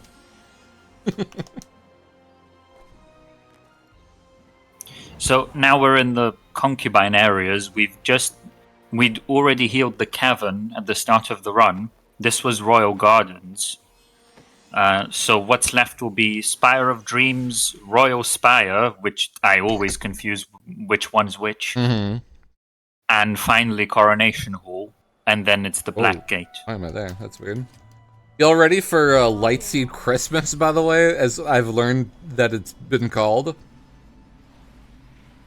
Yeah, we just take this blue plate here, and it's Lightseed Christmas! Deck the halls!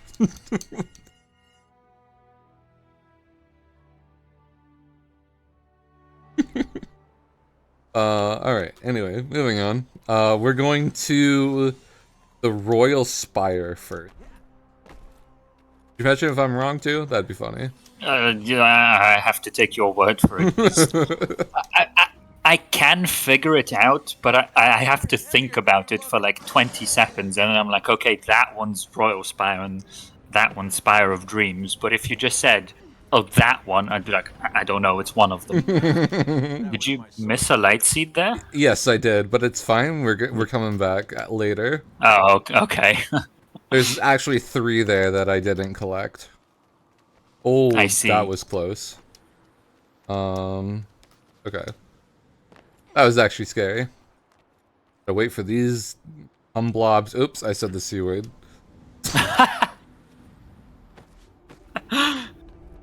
Sorry about that. Well, it's because they're like coming up and down, right? Yes, that's exactly right. Yeah. Stairs here. We're gonna have to do this the hard way. This is my favorite cutscene in the game right here. We've got to climb all the way up this avenue. You've just made the concept of dying in one of them even worse. Hey, I'm staring at my ass. I felt you looking. I thought you'd lost your ass. Thought you'd lost your ass. I can feel you. What's this? I'm not saying it again. Climb the tower.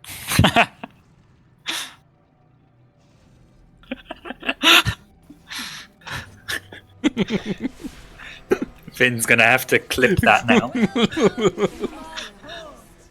you come seeking favors or forgiveness?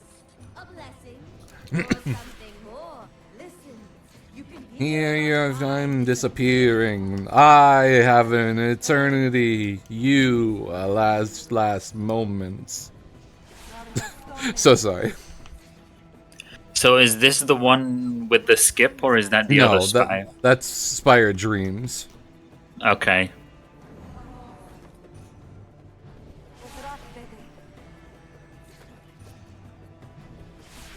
I'm gonna be gone for 2 minutes because I have to move to another room, but I'll be back in 2 minutes. Thank you. Easy. Thank you. Whatever. Enjoy. Yeah, we're just there's only the vanilla way to do this tower. Oh, there might be a glitched way to do it. I'm not sure, but in NMG we have to do it this way. Just completely vanilla, flying around and all that good stuff. It's a fun section. This blue, other than the green, this blue plate is really fun. That's it. Yeah. Anyway, we're gonna spiral up this section. Father used to wind yourself up and down here? And then fight the concubine once again. Royalty, I get people to wind me up and down too. Blue is what should be called Hand of Ramaz. Yeah. Why do you want a princess Wait, is it not? when you can have a queen? I thought blue was hand, and then red was step, Elika, get up! Elika, and then Elika! yellow is wings, and green is Against the darkness. breath.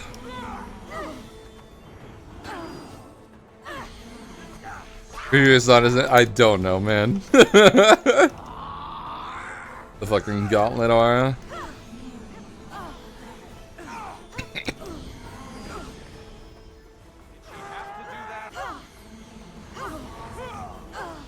Alright, cool. This has been a pretty decent fight so far. That's fine. We should be able to finish it off even with Gauntlet Aura. Nice. Yes, perfect. Alright, yeah, that was good. That was a good fight.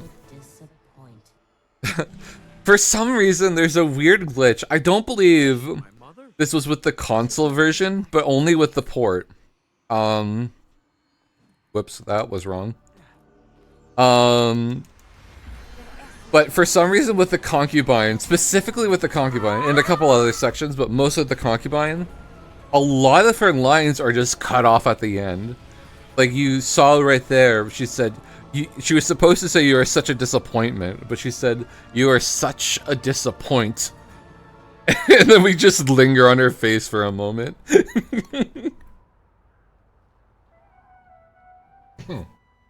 Princess against fake queen. So I don't know, I'm pretty sure the console version didn't have that glitch. So it's pretty strange how the port just made that happen. That's really weird.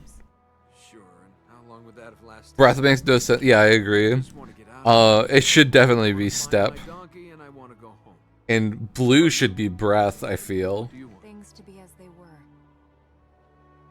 But that's just me. We can't go back the way we came. We'll need to find another way. Should be running on all fours of them. Oh my god. You're breathing heavy. Am I breathing heavy? I'm so sorry. I more consider like a, it's like a whoo. He's blowing you away.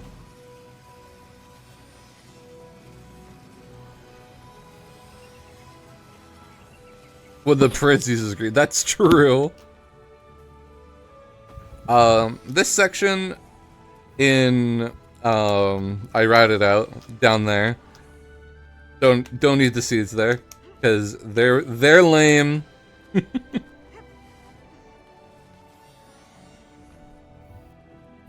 And all right, good. This jump is difficult. You gotta like stagger the jump quite a bit. It's so annoying to miss that one. Weird. Yeah, I'm back. Hey, welcome back. Why is this Armin doesn't stand a chance. plume not centered? They're normally centered. That's weird. Oh yeah, that is weird. I think my computer must suck or something, or there's something weird with my installation of the game. Because we keep finding these, like, weird inconsistencies in my runs that, like, Smath has never seen before.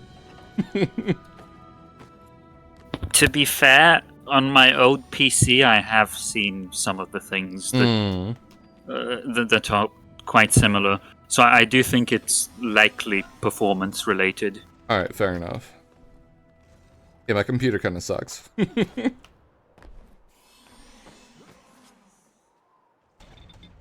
I've seen things like enemies just straight up not spawning on my Right. old PC. Okay. Or they would spawn like really late or something.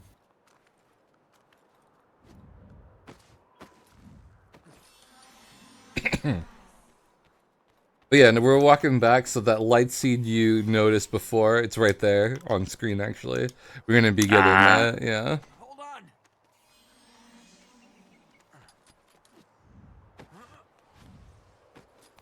But to be fair, I think one way to get an enemy to not spawn is to skip the previous enemy.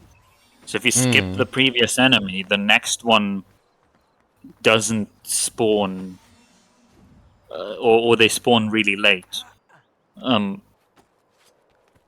But I don't know. I kind of feel like performance also impacts some of that behavior. Did I actually But not collect that? Oh my goodness. Felt like I was in it like twice. Okay. Sorry. What? That's not what I wanted to happen. Classic.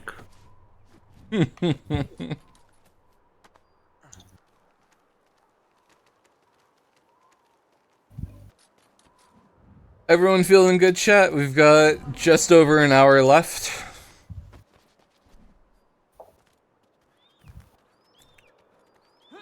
So we've got 3 more grounds to heal apart from the bosses themselves. 2 more. What about Heaven's Stair? Oh, you're right. I forgot about Heaven's Stair. Yes, 3 more.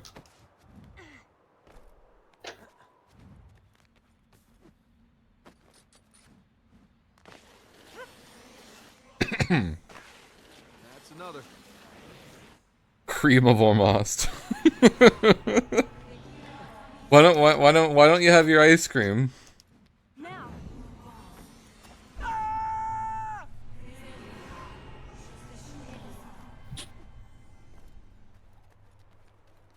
Alright, there's a fun little jump here. Normally you're supposed to go up on those ledges to be able to get this this plate here, but you're able to just barely clip it jumping up from the vines there. Normally you're not supposed to be able to get over here either, but boom.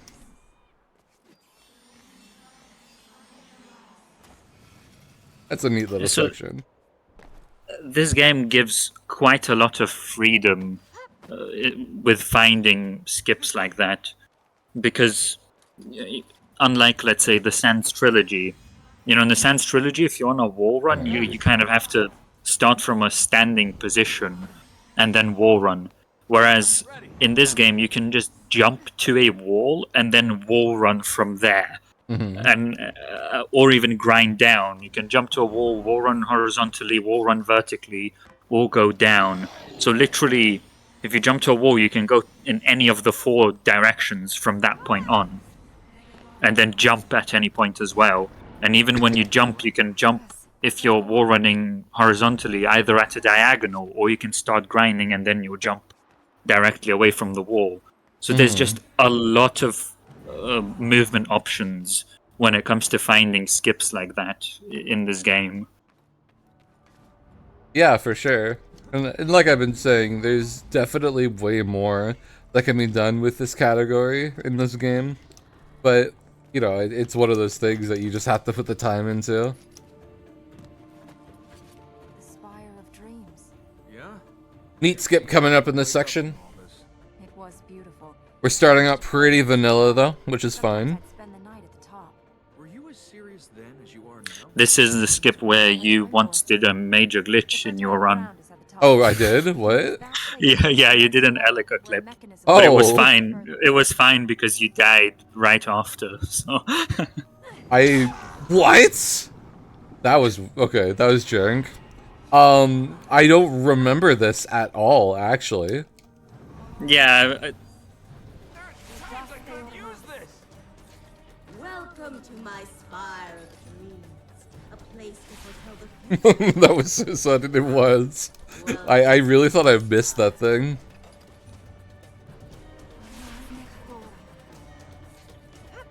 There. That mechanism will But that's kind of the reason why, you know, the rules are quite lenient on that. So if you do a glitch that you don't benefit from and that you don't even notice, you know, it's whatever. What happened, by the way, is you were trying to do that skip and then you clipped through one of the walls and then you died. Oh, insane. Oh, I think I remember this. That was an Elika clip. Interesting. Yeah. I think I must have been so confused. Only kidding. Come and find me, little man. This is getting personal. Here? Then go. Jump scare at 11:32 p.m. to make sure I'm awake. So sorry, Vesti. I'm free. All right, yeah. Here, like with the Royal Spire, normally you have to run around and circle this tower up, but we have a neat little pillar here that we can just keep climbing up.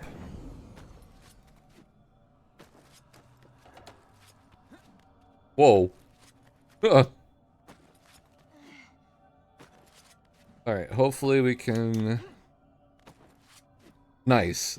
I normally struggle with that a little bit, getting past that ledge, but I got it first time there. And a couple of short jumps and... Yep, perfect. And... Nice. Alright, made it. Nice, well done. There you go. Those jumps are more difficult than they look.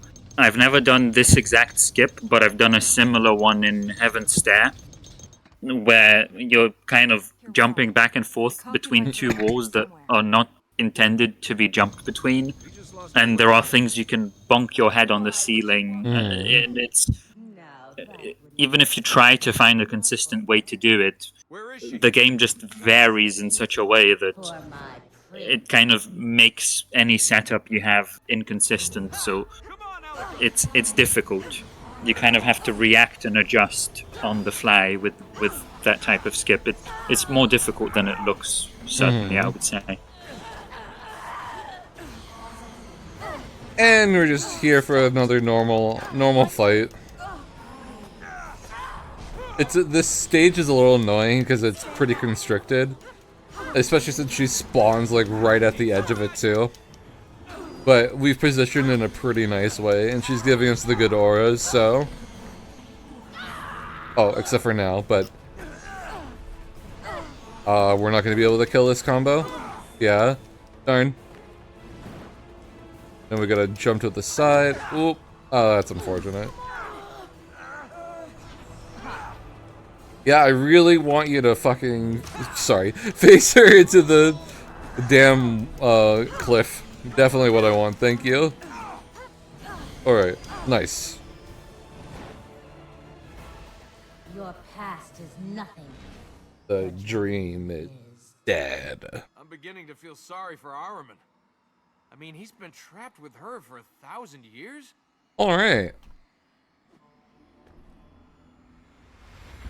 It's at this point of the run that I always feel like, alright, we're coming to a close. But then I look at the timer and like, oh my gosh, we still have over an hour left in the run. There are... These, particularly the boss fights, are quite deceivingly long. So, if you think about it, you know, tomorrow I'll be doing the New Game Plus run, which is basically, you go to the temple, you kill the 4 bosses, you come back to the temple. And that's the entire run, and it's 1 hour and 15 minutes. Yeah. Just to do that. And it's because those sections are deceivingly long. Yeah. Oh. Look good, huh? You look good, huh? Tell me you don't know. I've never met a beautiful woman who didn't know she was beautiful. And I've never met a man who used flattery unless he wanted. Keep the swearing restricted to world record runs. Oh wait, WW, Warrior Within. Whoops. Nowhere near as naive. I think we will hear some Russian swearing in the Warrior Within runs. Suka, blять.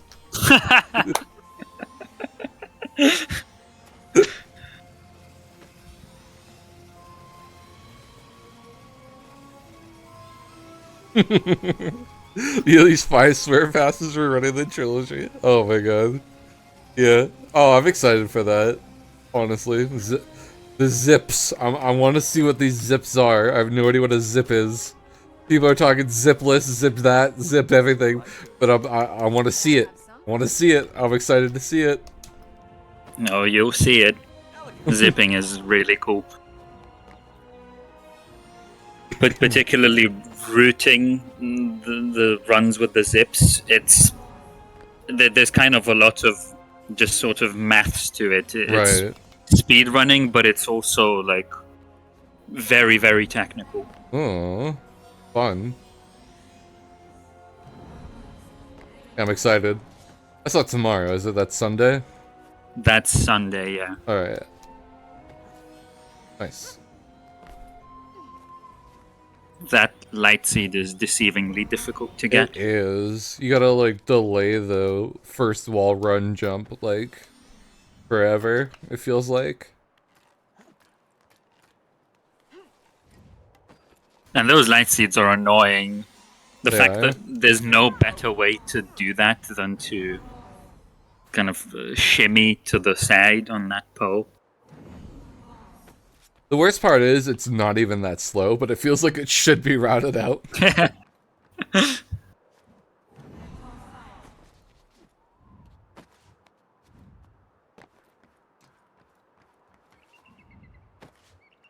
But hey, if you do like zips, if you like traveling large distances in small periods of time, check out the 2K8 run tomorrow as well, because Ooh, hell yeah. there won't be any zips, but there'll certainly be lots of traveling large distances in small amounts of time. Mathlex is the zipless zipper. What? that was weird. That was weird.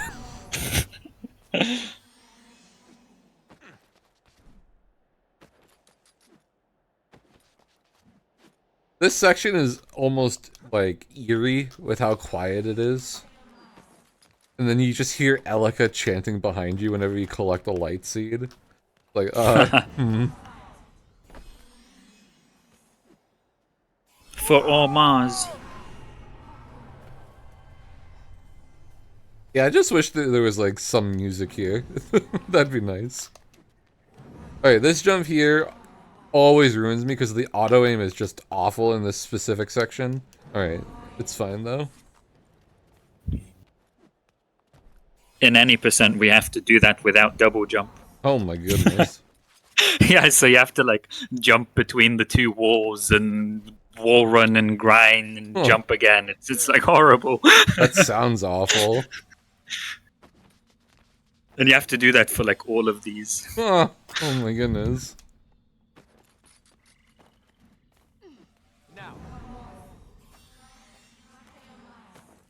Nice.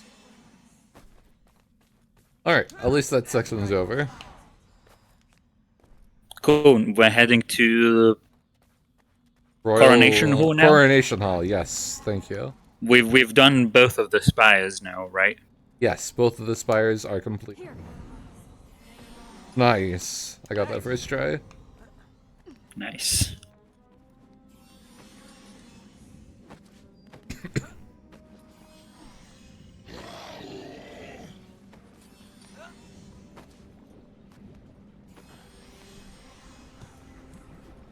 Coronation Hall is one of the few fertile grounds that we heal in any percent as well. And not because we need to, but because it's just faster. Is it actually? Because That's funny. Yeah, because we need to come back to kill the concubine at the end anyway. Right. It provides us a fast travel point. Nice. Cutscene skip there. Nice.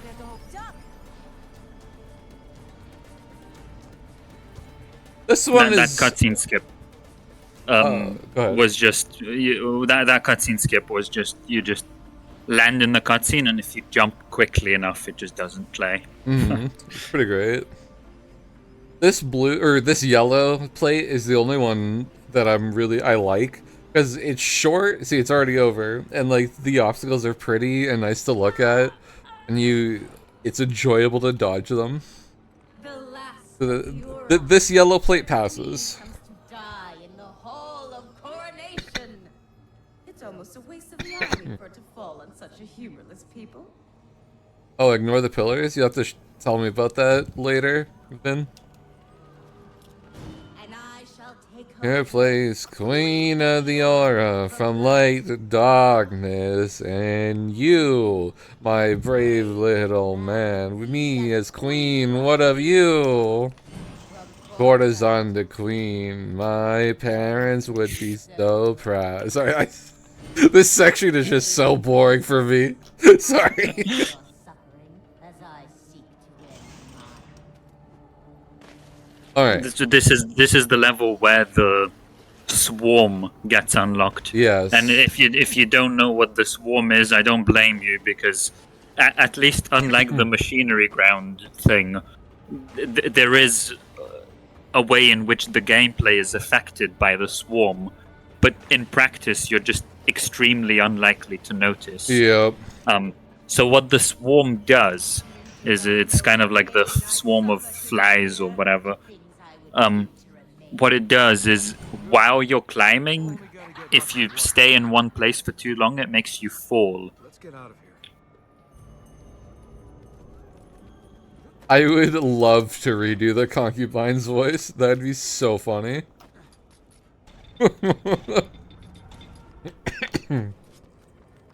There is something like that for Sands of Time. The community made a dub. So it's like Yaka does the prince, like literally the whole game they dubbed. Yaka is the prince, Toka is Farah, Oh. Eraser is the loud god, Wow. Curly is the vizier. Did I miss anyone? I think that's everyone. That'd be funny. That'd be so funny if we could redub this game. I kind of want to redub 2K, but there are so many lines. There are so many voice lines. you don't see it in the speedrun, but if you press T to talk to Alika, Yeah.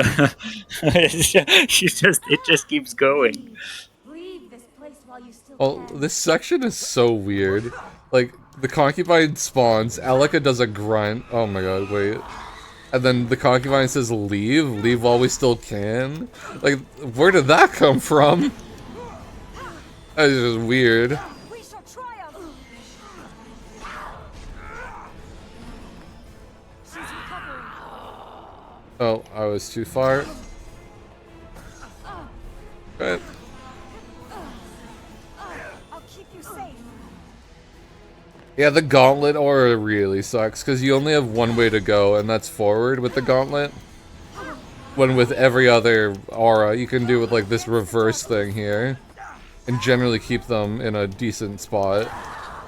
Yeah, and the benefit of that is, Vin is gonna like this. The fuck, I messed it up. The Elika, there we go. The Elika jump sword combo. The nice thing about that is the Elika bit knocks the enemy forward. The jump makes you jump over the enemy, and the sword knocks the enemy in the opposite direction. And so if you keep doing that over and over again, you're basically knocking the enemy back and forth, which means that you're likely going to avoid any walls or ledges, which is good because walls and ledges interrupt your combo. Whereas when we get into that gauntlet aura where we're forced to use the gauntlet, there's basically nothing we can do because every combo with the gauntlet knocks the enemy forward and there's nothing we can do to knock them back. And so we either have to do a very short combo, which is inefficient, or we have to knock the enemy into a wall, which means that there'll be like a long cutscene, and it's also inefficient because it interrupts your combo, so it's just a bit of a mess. It's almost nice. If it wasn't for a Yeah, god, we gotta deal with it, right? We will have to face them again. The concubine too. Oh, look, the prince's cape is clipped through his tummy right now. Last this long.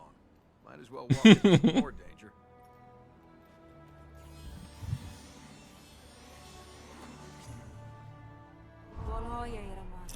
Did you intend to mute yourself on Discord, Nukie?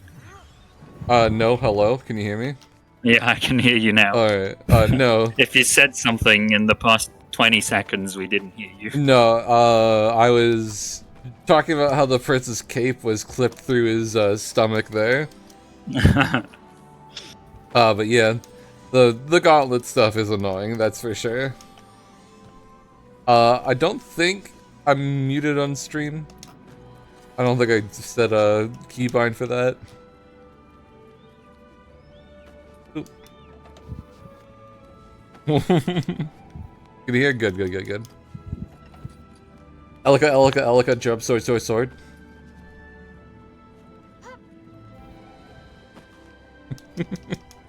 Oh, right, so I assume the stream could hear you all along. It was just me that couldn't hear you. Yeah. So the stream was like, what? Elika, jump, sword. Let's go.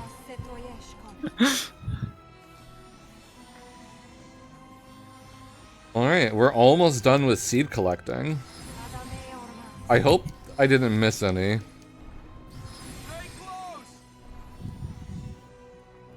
Because we need 515 before going to face the concubine. I mean, there's solutions if I don't have that much, but hopefully I didn't miss any. Right, and the reason we need 515 is because once we kill the concubine, she gives us 25 more light seeds, which brings us up to 540, which is what we need for the final power. Hmm.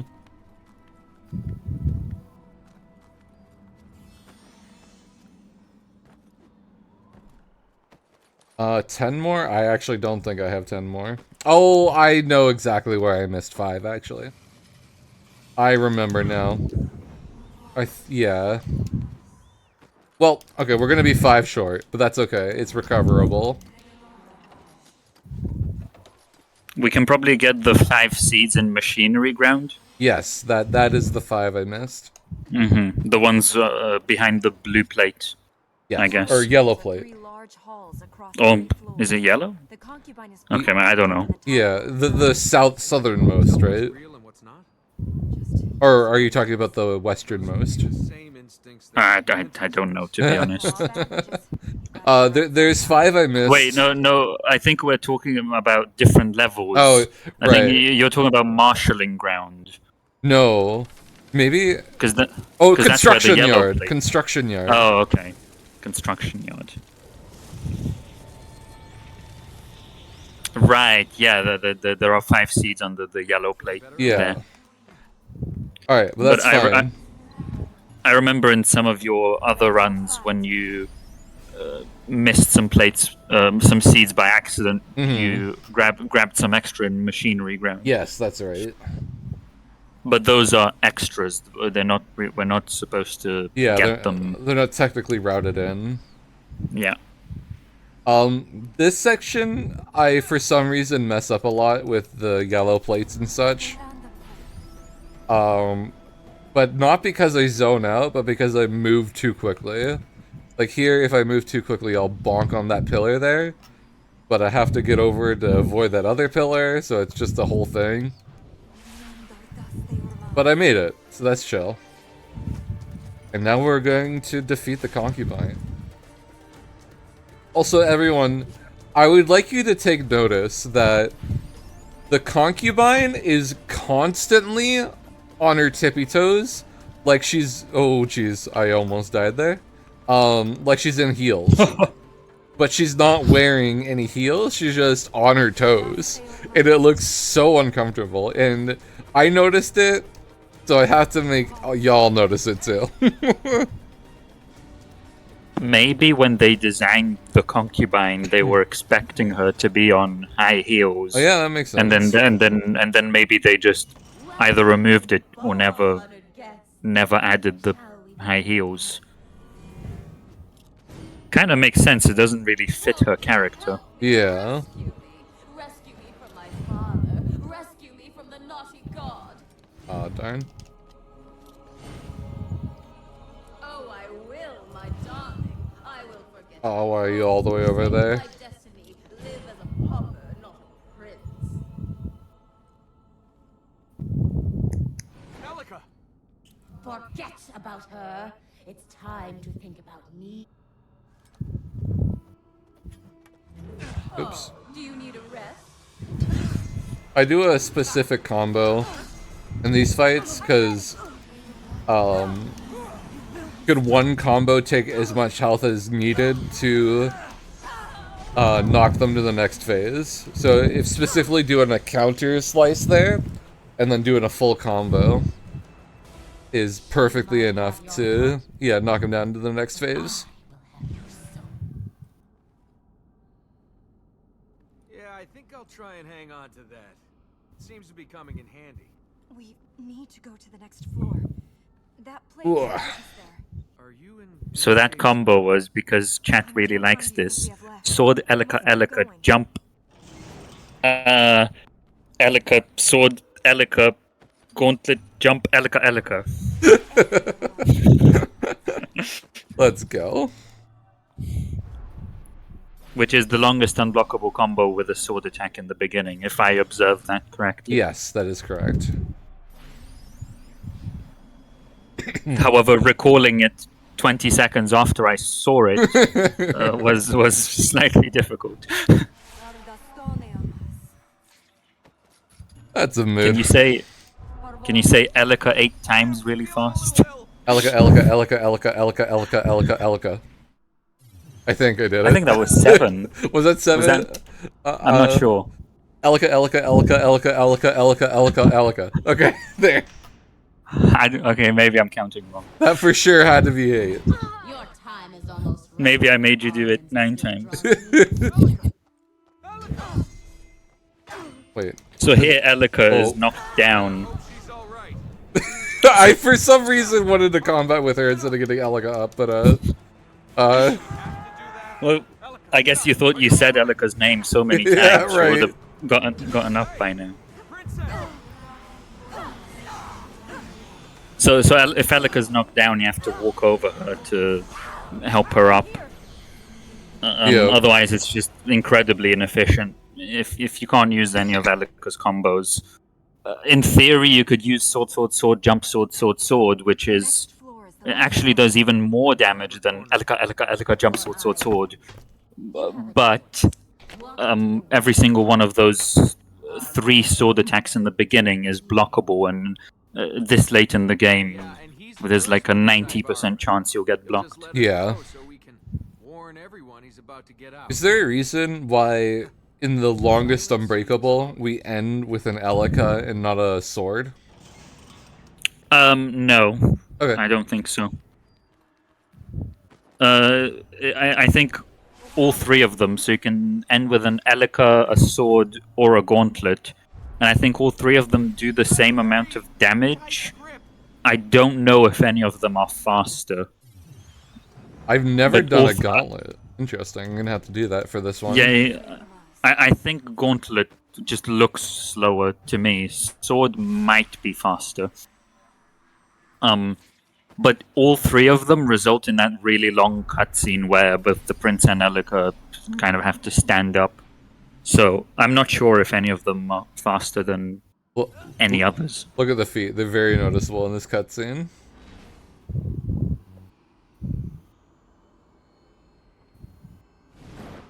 Yeah, like look at that. What? Why are you standing like that? That's crazy. It's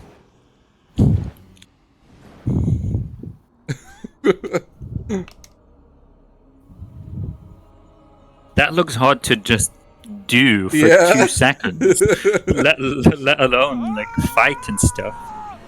I bet it's because she's not human. Yeah, that's fair. I knew you'd save me. Yeah, I mean, someone pointed out she has a tail, so True. you know, fair enough. Little man, you took the test. But even if she's not a human, it's just a bit hard to imagine that any creature would evolve feet like that. It just doesn't seem very sturdy. Alright, I'm gonna do the gauntlet ender with this.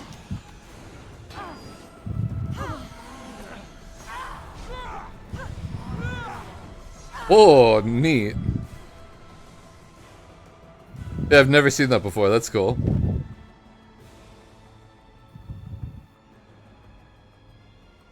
I had no choice. But is it animals that stand on 2 feet?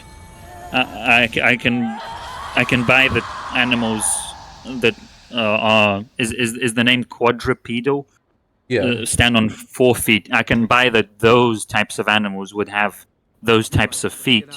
But if literally your whole body has to be supported by just 2 of those, and you have to keep balance, having just standing on your toes seems like a good way to fall over. She also still literally has like ankles and heels too. It's not like they're Yeah. paws.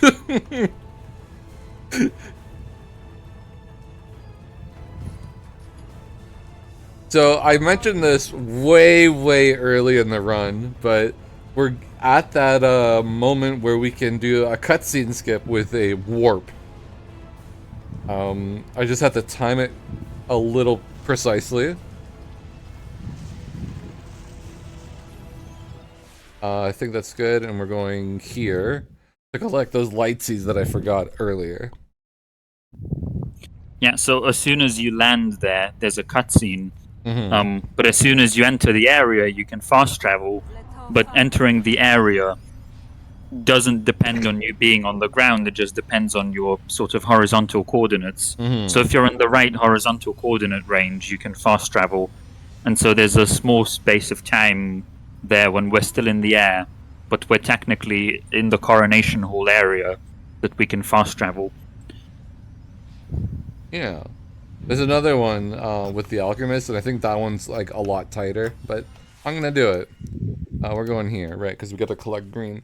And actually, speaking of skips with the warps, there's one coming up here to skip a fight with the dad. This will allow us to reach Oh, right. City of Light and the This one's... You're probably going to be hearing a lot of clack, clack, clack, clack, clack, clack, clack when I do it. Yeah. But bear with me. I find that one very tricky. Mm. Because I find that even if I mash as fast as possible, sometimes it just doesn't work. Yeah. So what's happening here is once we get back to the temple, there's a cutscene, and then and then after the cutscene, there's a dad fight. It's the third dad fight. Between the cutscene and the dad fight, there are 6 or so frames during which we can open the map and fast travel away and skip the dad fight. But if you don't open the map at the exactly correct time, it just doesn't work. Alright. No, I missed it. Darn it. Father, it's Ahriman. You must fight him. Unfortunate. Yeah, that one is very precise. We shall triumph. So we have to do this fight now. But on the plus side, you won't have to avoid it later. Yeah, that's true. Okay, apparently we've concluded that the concubine is a bird. Yeah, insane.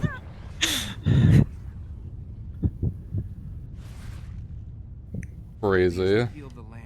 By the way, Elika. I made you do it earlier, so I have to do it. Of course. Are we doing of course now? Of course.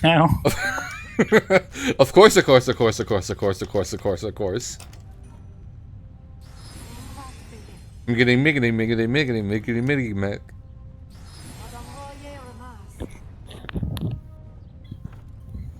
We're back here.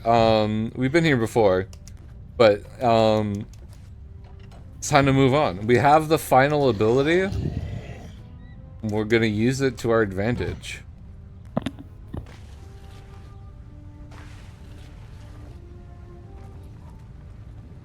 Yep, so the final area we haven't healed is Heaven's Stair, for which we need the green plate. And then once we heal Heaven's Stair, we can unlock the black gate, because at that point we will have healed every alchemist land, and then we get to kill the alchemist and go to endgame.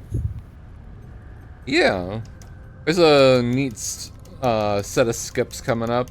I am technically not going to do them optimally, but I haven't practiced the optimal strat, so I'm just going to do it the way I know how. Heaven's Stair. No one has been inside this place for 10, maybe 20 generations. Chat says 2 hours 45 minutes in and they already lost their minds. that's what happens when you speedrun. Let's go. You think we were sane to begin with, getting into something like this? No!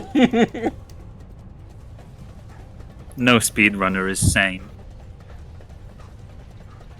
Especially not ones that choose to run 3+ hour categories.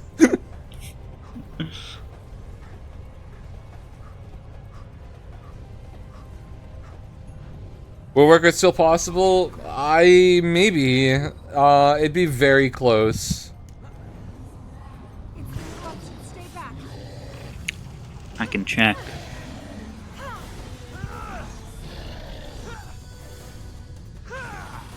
Probably not, I'm gonna say, but maybe.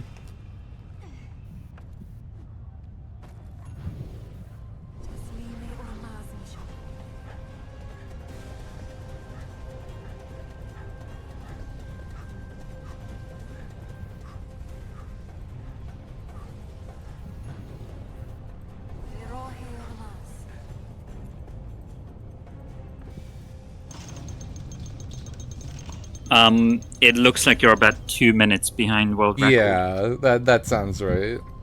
Very roughly speaking. This is crazy!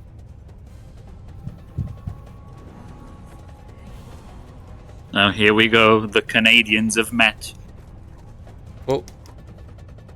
Oh yeah. Oh gosh. Wait. No! Don't fall down. Oh whoa. What? What? No way. What was that? I don't know. That was insane.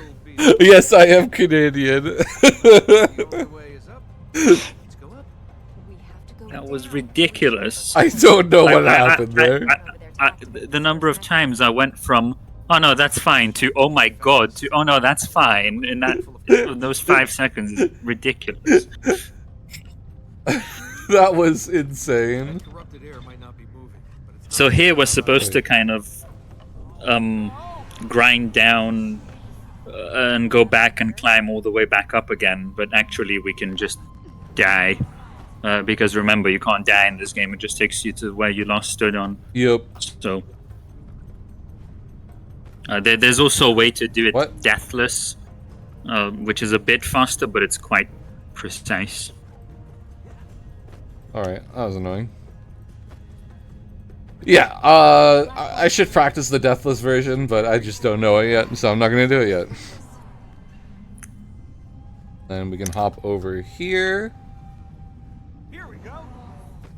No Juanba, but if you found one, I would pay you a lot of money. Nice. Yeah, you just skip right over to this pillar, and it's kind of crazy.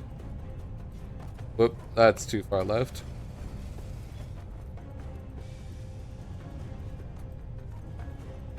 There we go. The final one.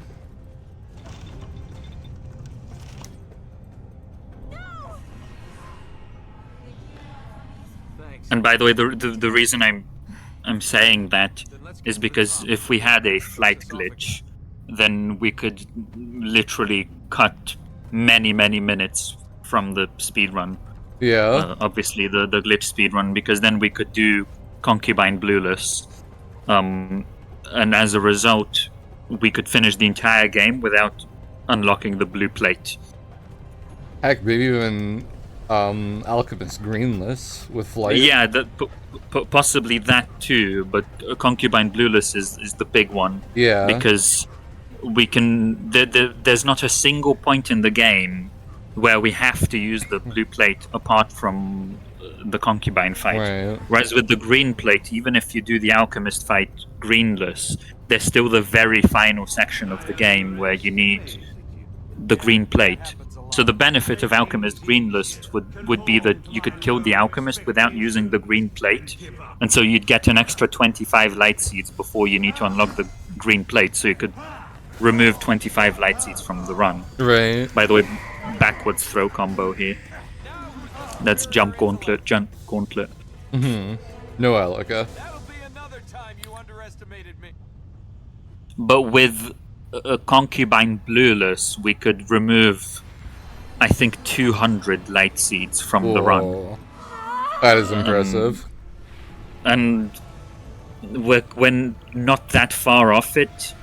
So there's the palace rooms, and it has 3 layers. We have a 4-minute airwalk to get to the palace rooms, but we just don't have a way to get to the 2nd and 3rd layer from there. Sorry. For every step we take, there's always one more. Ugh. Becomes the past. Yeah, I mean, it's so cool. I've been watching these guys, like, try to dig into this game, and, like, I'm so impressed. The third gate is opened. We can purge this land of another corrupted. Let's go to the gate then. I'm just here like, I hop on these beams. They're nice. These guys are like hacker keyboard, like I figured out how to get in this with tower without using a plate. Like, oh, Knowledge will help. wow, look at that. This land? The alchemist lived here. He was an Ura until his quest for immortality overtook him. By the way we figured that out is by literally testing every single beam in the game. We went through every single beam individually because you can airwalk from beams. You'll see it in tomorrow's run. And literally every single beam, we noted down the coordinates so that we can calculate their trajectories and see where the airwalks go. And we went through every single beam in the game, of which there were hundreds, and one of them worked. Yeah. And there's new beams now that I apparently discovered that hasn't been tested yet either, right? Wait, really? No, or just in the hunter area that you talked about earlier in the run. Oh, then I think maybe there was something that wasn't on our list. So yeah, I think we've probably added those now. Insane.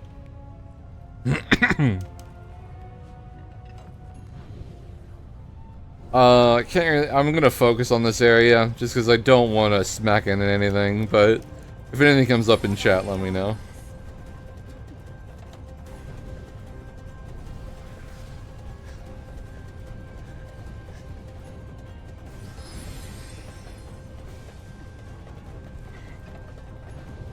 Hey Ash, This is thank one you. of the. This is one of the cooler areas of the game. Yeah. Probably my favorite. If not just simply the best area.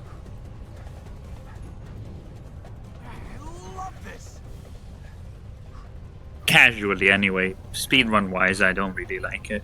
Fair enough.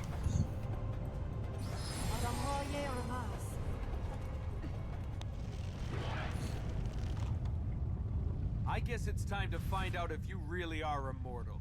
Life is not yours to take, but I could give it to you. So another alchemist fight. We can't throw him off here, Yep. so we have to damage him. We deal about 2/3 of damage in this phase, and then we climb up a bit more and do a bit more damage. Mm-hmm.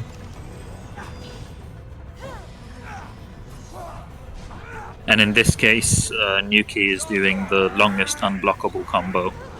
Oh my.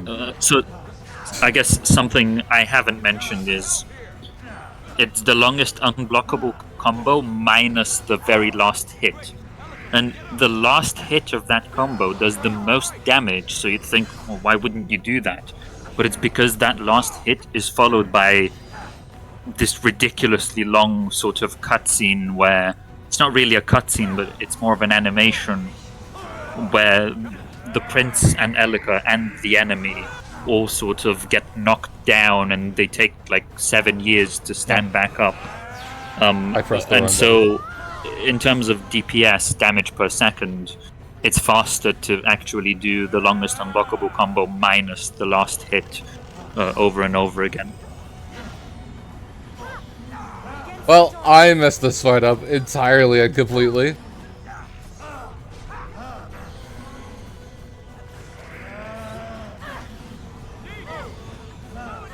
But this should be it here. Yeah, okay.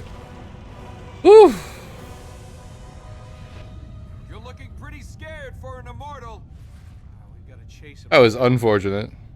He's not gonna make it easy when we corner him.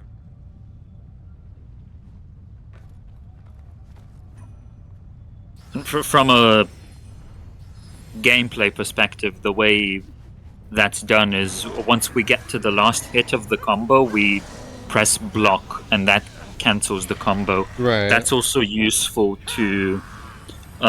so if you kill an enemy, or if you deal enough damage to move on to the next phase, if that final hit was not the end of your combo, then the game will kind of freeze for like 2 seconds. Just, I don't know, it just sort of freezes because it's not the end of your combo. So in that case, what we can do is we can, just after we do the final blow to the enemy, but not the final hit of the combo, which would in theory continue, once we do that hit, we can press block really quickly to stop the combo from going, and then the game doesn't freeze. Another P break coming up for me right here. Let's go. Be right back. And that's the alchemist fight. So from this one, we get 25 light seeds again, but at this point it doesn't matter because we already had enough to unlock all the powers. We already have all the powers unlocked.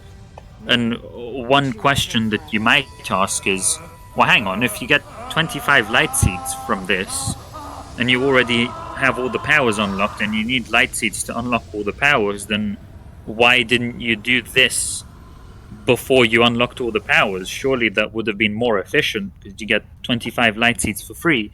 And yes, if you could do that, that would be more efficient. But we can't, because you need the powers to do this in the first place. Specifically for this fight, we need red and green, and every single fight requires 2 power plates. And so it works out that in an NMG run, no matter how you route it, you have to end up with 2 bosses. You have to end up with 2 bosses that give you 25 extra light seeds that you can't put to good use.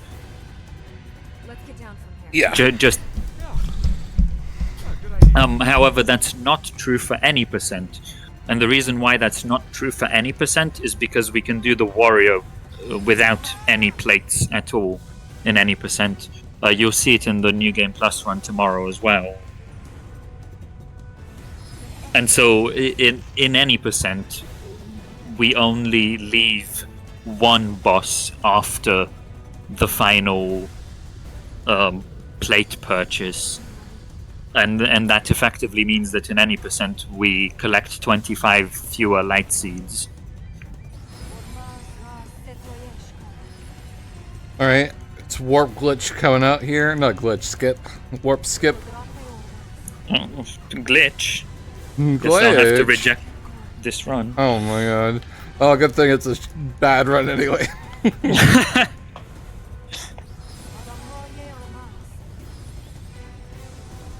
Although we have... Sorry. Noise. Got it. Nice. So same principle there. While you're mid-air, you re-enter the Heaven Stair area from which you can fast travel. I went to the wrong place. But we have to do that before we hit the ground, because once we hit the ground there's like a 1-minute cutscene. It's very long. Alright. So life's been a little busy for me as of lately, and I haven't practiced this last bit in a very long time, but there are some difficult skips coming up. So I'll try my best, but truthfully, no promises. This also sucks, this section, but made it through. No auto aim, let's go. I think you're perfectly good with estimate, though, so even if you take a bit longer, I don't think it's a problem. Okay. That's it.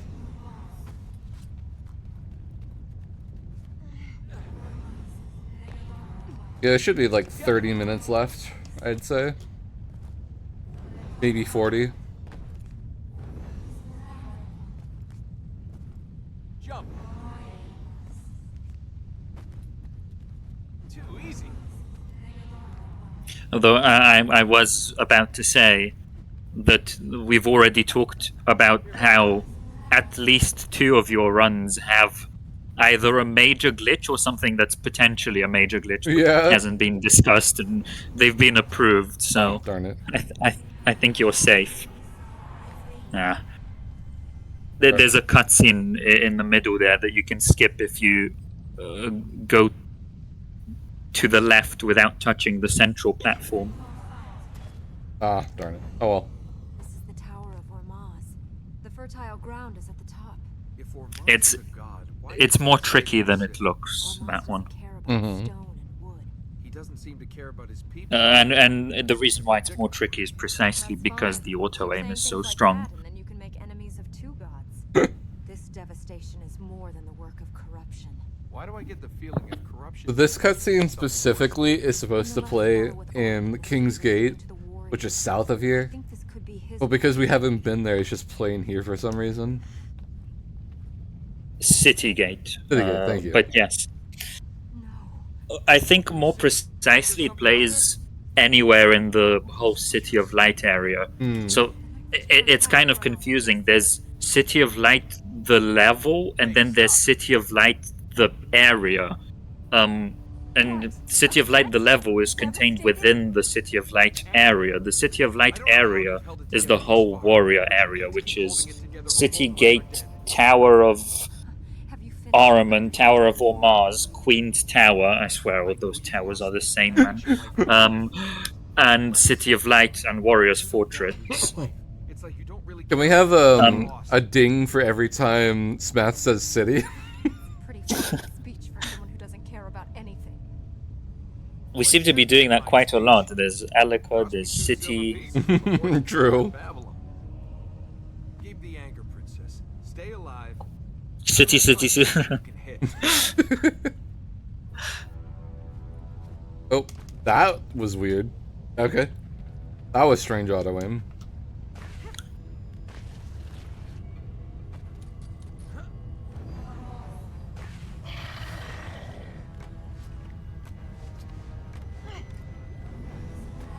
Well, the thing about all seeds is Keeping count of how many I've finished. it takes a ridiculous amount of time to root. I know that there is a route done by Sam, but I can't remember now. I think we said it can probably be updated with new skips and stuff, and all seeds, because you have to consider every single seed in the game. It takes perhaps hundreds of hours to root if you want to do it optimally. And so I just never got around to that, although I did start once. Anyway, Blackgate skip. Oh, I missed it. So the reason why we don't have to heal any of the levels with all the cities that I just listed is because we're doing the Blackgate skip here. Yes, let's go. I'll take a second try on that for sure. Let's go. Nice. Well done.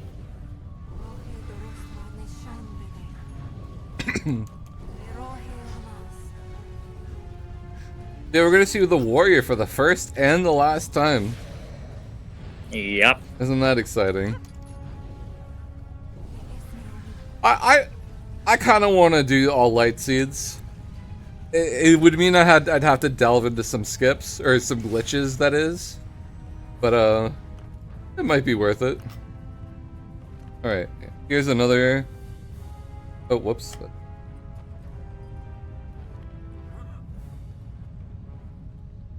Alright, I can line this up just... Oh, that looks... Nope, that was too far. Unfortunate. I think I had to raise the camera a bit there. Careful. It's been a long time since I've practiced this, so I don't exactly remember.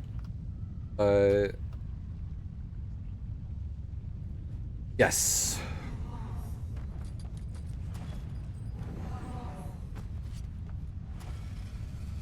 Alright, we're doing it. Let's go. Nice. Okay. There you go.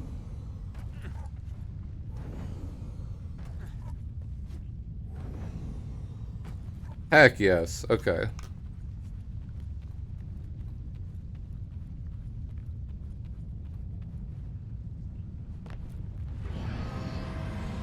We'll have to push him back off the edge. And here's the warrior. Say hi. It is not too late. Turn back. Flee. You. Your fight is meaningless. Man cannot fight up. And then we do a little wiggle here. I learned this recently. If we wiggle like this, it'll keep the warrior in line. That was 1,000 years ago. Your fight Hopefully this locks him far back. Oh, it did. Yeah, it wasn't back should be enough? fine. Okay. Oh. Okay. Nice. Okay, it worked out. I had to guess whether he was gonna do Armin aura or Elika, sword aura or Elika aura, and I guessed right. Nice. Can you Nice. do healing without his body? It's a bit tricky with that though, because even if you guess correctly, there's a chance because of RNG, then he's just gonna go. Mhm. He's just gonna do his scream attack. Yeah, that's and, true. And then you can't do. You just get knocked back, and there's nothing you can do. Then you have to kind of approach him again and just start attacking. Yeah. So this bit, we kind of have to wait until he burns up. By the way, as you're getting out of this cutscene, you can hold down right and mash jump. You can do that now. If you keep mashing, you'll see something interesting. Oh, do I have white hair? Oh, I guess the direction was slightly off. Oh. But basically, if you go down right, if you go like to the edge during that cutscene, then the platform never starts breaking. Oh, interesting. Yeah, I was going left. I mistook my left and rights in the moment. My bad. Fight Araman. No problem. He's not listening to you. Yeah, this You have lost. this might be the most tedious moment in the entire game. Creature Araman would have you beat. Because we literally just have to walk around and wait for him to burn up and slowly lose that health bar. And holy is it slow. So, you say that, but interestingly enough, you seem to be the first person to come up with a good strat here that makes it boring. Because I don't think anyone else knew this. Really? Before you did it. You're blocking right now, Yeah. and blocking makes you walk faster. And I don't think anyone really knew that, because if you don't block, you have to kind of dash. Otherwise, you're not fast enough. Oh my god, Nukie block? So if you want to. So Giga. if you're blocking, it's completely free. But if you're not, you actually have to like do stuff. Let's go. Forgive my people. They will forgive you.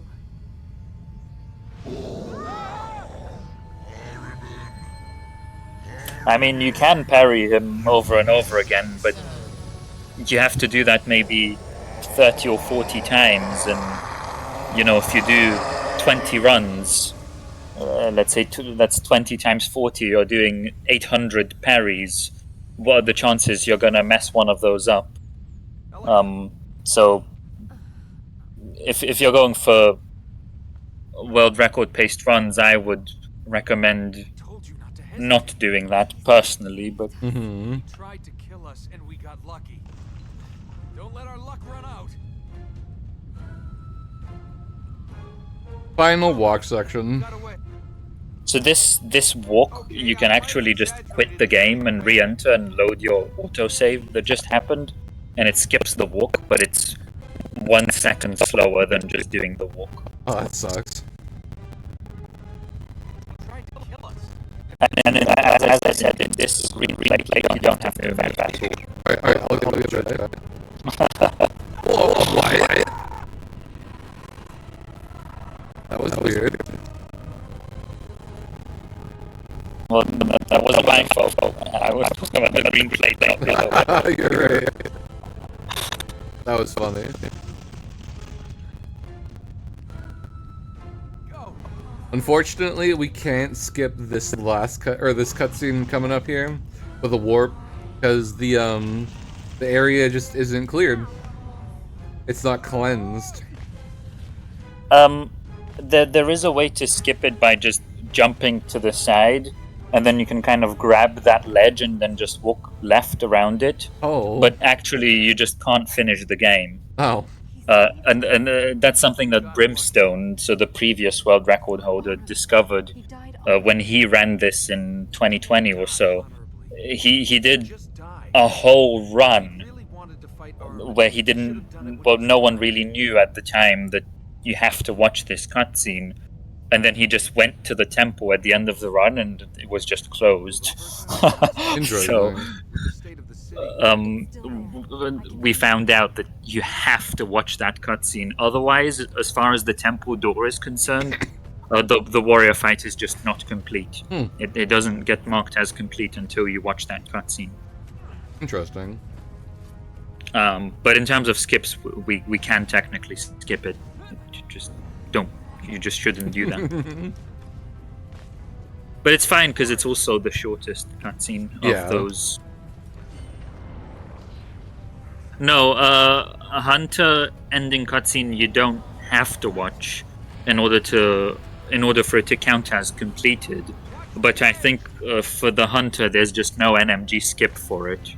But in any percent, we don't watch it. Gosh, I hope an NMG skip isn't found. That's my pee break.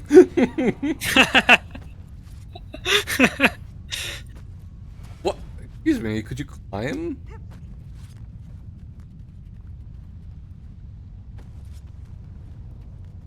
So we've killed all 4 bosses now. Yes, that's right.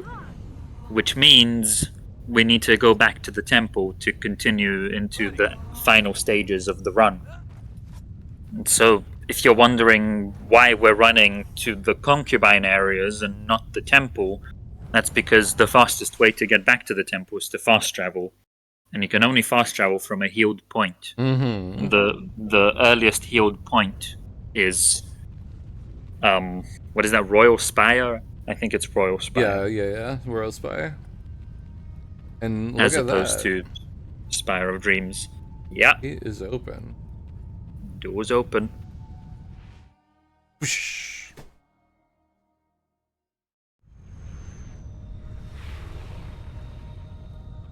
Oh yeah, I forgot there's a skip there. Oops, delete.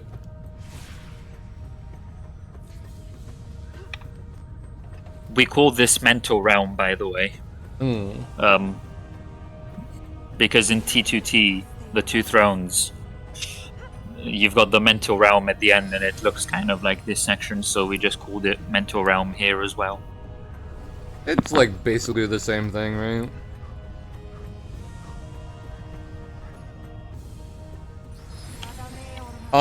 I learned recently from watching stuff that Drep did that this section is actually below the temple or the desert or whatever. Yes. All of the plate realms are. I'm not sure if it's loaded in whenever you're like in the temple or whatever, but it's cool. Like you can flip below and like fall into here. I think it's quite far out of the way. So if you kind of imagine the world map where you've got the temple at the bottom and then above the temple and around it you've got all the other areas. The plate realms are like in the opposite direction from the rest of the world, and they're quite far back, and they're also very, very low down. So if you kind of imagine how high, let's say, the top of the palace rooms where we killed the concubine is, well, that's how low these plate realms are. But also they're not loaded. There is a way to load them. There are load triggers we can hit if in theory we could get here. We can't, but if we could, then yes. But it wouldn't achieve anything because we've tried using cheats to just come here, load the area, and we just can't proceed. You just need to do the events in order. So you need to kill the 4 bosses, etc., etc. The unfortunate.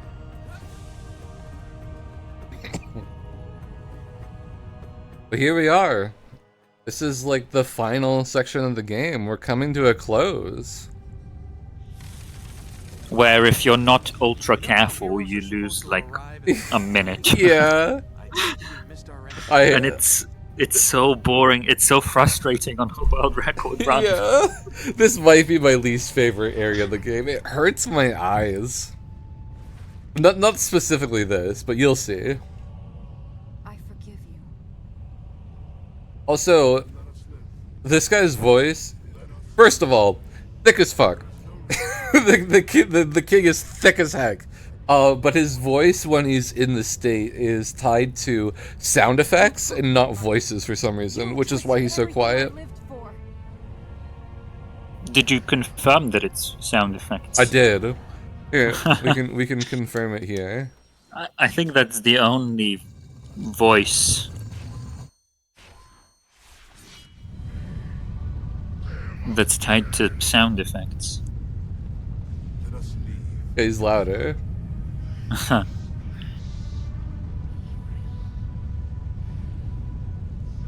Anyway, I hate that rumbling, so I'm gonna turn it back down. Yeah, also so that the stream can hear us. Yeah.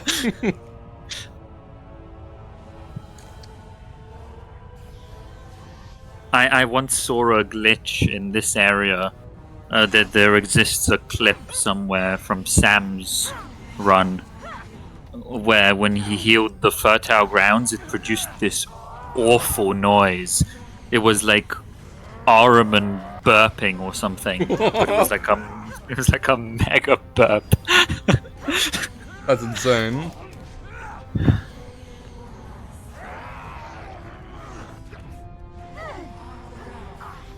Gauntlet aura. Weird glitch. Bro just punches his daughter. Like, that's crazy. That is kind of crazy. Oops. Oh, he's healing. Is that blue a heal? I didn't even realize. I think I can finish it off. Yeah, nice. Oh, we have to do this though. That's unfortunate.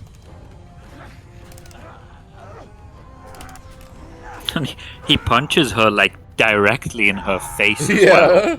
And with enough force that she literally gets like knocked clean down. That's crazy. We really care about your daughter there, huh?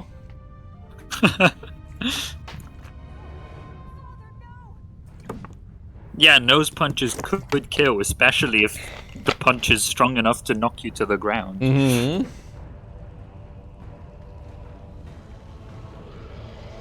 Yeah, this definitely wasn't good timing. Alright, here we are. There he is. The boy himself. Ahriman. It's so cool, actually. Must reach that plate.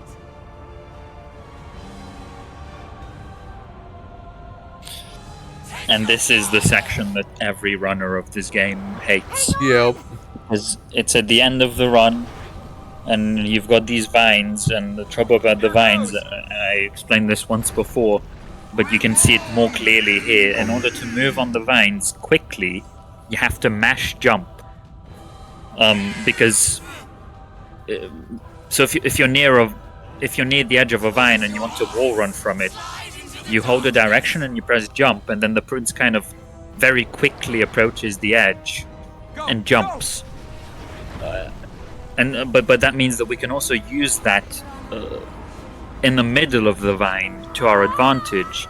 So if we mash jump when moving in the middle of the vine, the prince moves faster. Keep going. And if we stop mashing, he stops moving faster. Oh, no. The problem is, when you approach the edge of the vine, you have to stop mashing. Otherwise, he's gonna wall run and then jump. We don't want to jump, we want to just wall run. And oh so it's, no, dang it.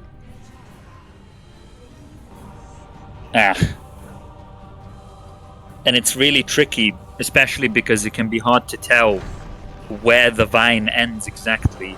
And it's like quite precise. You're mashing quickly, and you basically have to stop mashing on the exact button press. What just happened there? Okay. Well, I mean, that could have been worse. Very odd. Yes, it could have been worse.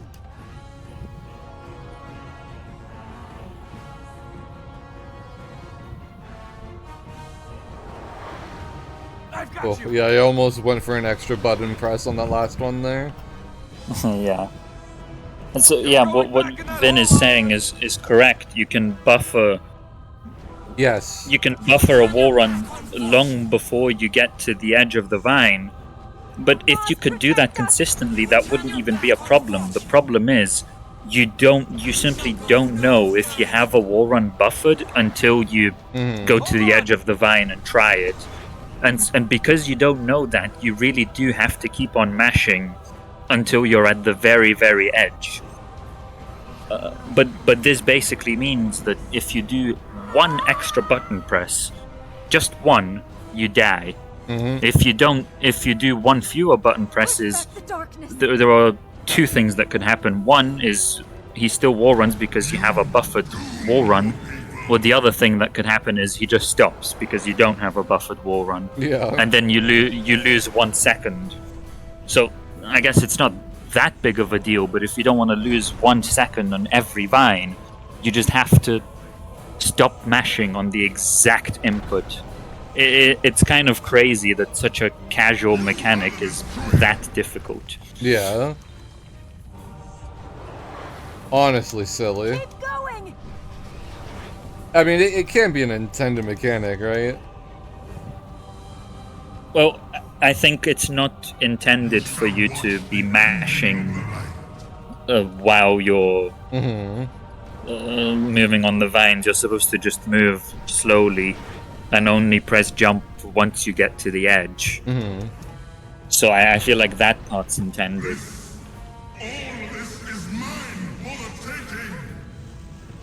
Calm down, Armin. Run, run. Well, okay, cool. I usually mess up that little section there too. Lose a few seconds. Go, go. But I did good that time. Go, go.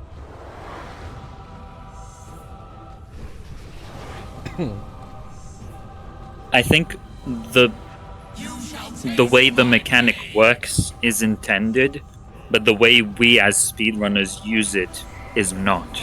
I don't think the devs intended for us to mash until the very last moment and then stop mashing. I think they intended for us to just never mash and then press the button once you get to the edge of the vine. But obviously, and for a casual player, you know, I never mashed. I just walked normally on the vines because you just don't need to. But obviously, for a speedrunner, you're trying to go fast. And it's quite a bit slower to not mash the jump button. Nom. We got nommed. Oh, Armin's gone.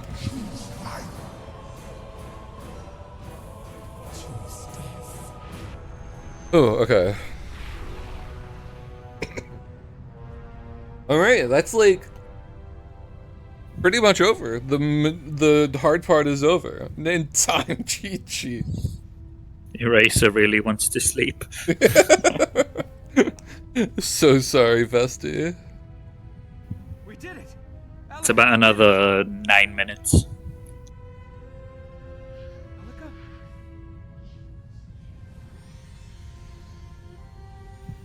I'm sorry. We've got a couple small skips left over. Mm-hmm.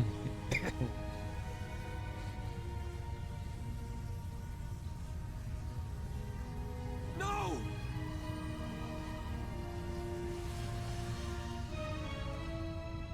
Everything is over. That means it's time for TFK. I mean, what? So, by the way, there is a sequel to this game for anyone who doesn't know. Well, there's the epilogue, which is a console exclusive DLC, which is a sequel, an actual sequel to this.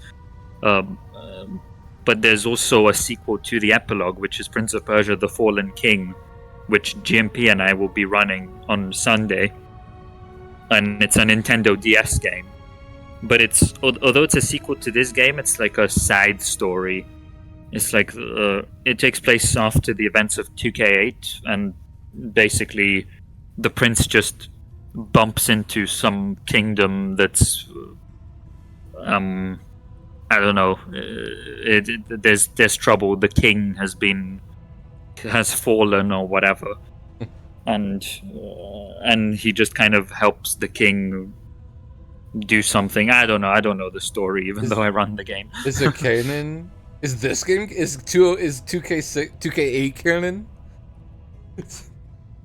I don't know if either of those games are technically canon to the game's storyline, but oh well. Well, I mean, 2K8 is canon to 2K8. Right. It's an independent game, so. All right, credits rolling. Go home, everyone. Game's over. Nothing more to see here, except just kidding. Yeah, I really like this. I actually kind of wish games would do it more. Like, have this kind of faux ending where it's like, what's happening? Is it really over? Like, in many ways, this game was beyond its time, but also in many ways, it was past its time. But yeah, it's really cool. I think casually this section is really cool. The obnoxiously long walk. It's cool because it gets you to think about, what's happening, the credits and so on. I really think that that's a very nice touch. Whether you like the ending or not, I think you kind of have to agree that the credits is a nice touch.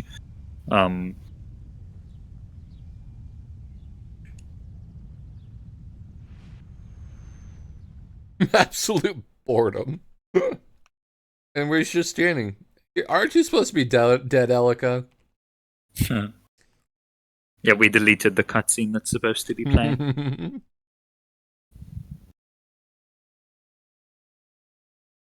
Makes you feel like the prince is thinking what to do next. Yeah. I love Elika standing, me too.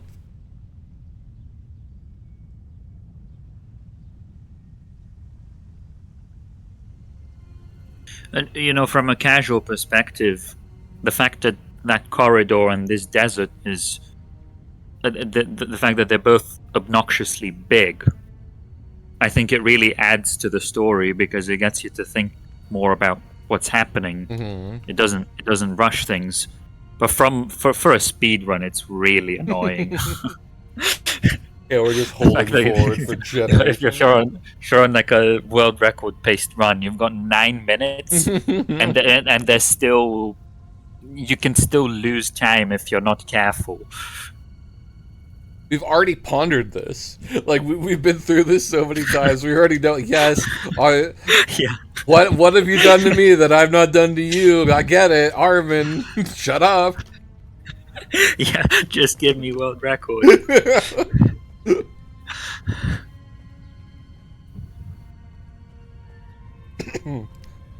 Do walking like we're on some fucking quest or something. So now we have to destroy each of the 4 trees and go back to the temple, destroy one more tree, which will give us one more light seed, and then bring that light seed to Elika. And there'll be 2 more skips coming up. They're very small skips, mind you. So one skip right here. Yeah. Which is basically just a wall run. If you don't know what you're looking at, you might not even realize it's a skip. There we go. Nice. There's a bit of platforming that we skip with that wall run. And then one other skip will be in the final corridor. And as we're winding down, I do want to say a big thank you to the print pop community. I just came in, fucking asshole, like, I'm just gonna grab a free world record, but then everyone was so supportive, and it makes me feel good inside. And thank you so much for taking me in like that. You guys are great. It's good to have you, man. Oh, thank you. Yeah, honestly, shout out to Smathlex. So much help getting me to this point. It's actually crazy. Such a bro. And GMP too. But anyway, I'm hoping to soon enough get sub 3 hours 30 minutes. I should probably, like, now that I'm like back at this point, I should probably just go commit to running, like get back at it tomorrow and stuff. Because I feel like as soon as like sub 330, I think is like the big milestone for this category. I don't know why I jumped that way. I don't believe we're ever going to be able to get sub 320 unless something like significant is found. But sub 330 seems to be like, you know, the goal, if you know what I mean.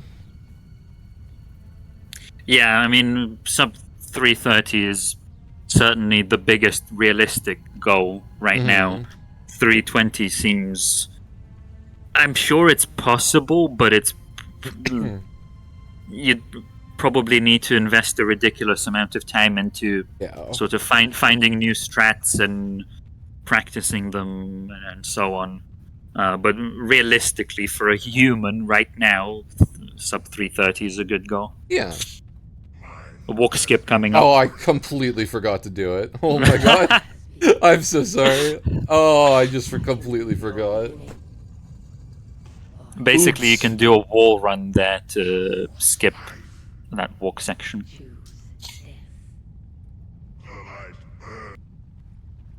Light burn. One last time, Smath. You know who we're gonna resurrect right now? It's gonna be Elika. Yeah. Alright, so time ends the moment the cutscene starts. Like when we're close to walking through that door.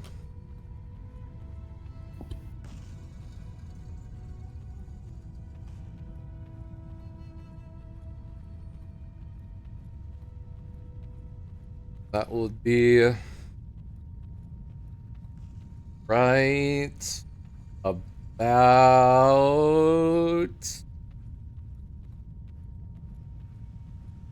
now. GG's. GG. Alright, not bad. Honestly, 5 minutes, 5 minutes past PB, I can't complain, right? That's pretty good.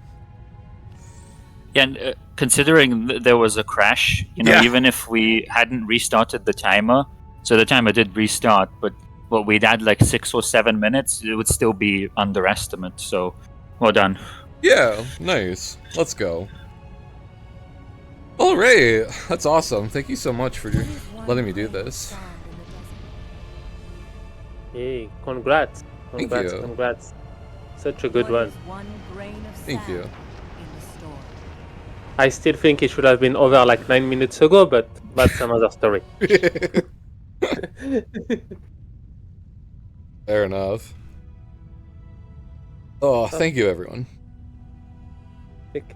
Any final shoutouts before I go to the final intermission / end of the day screen?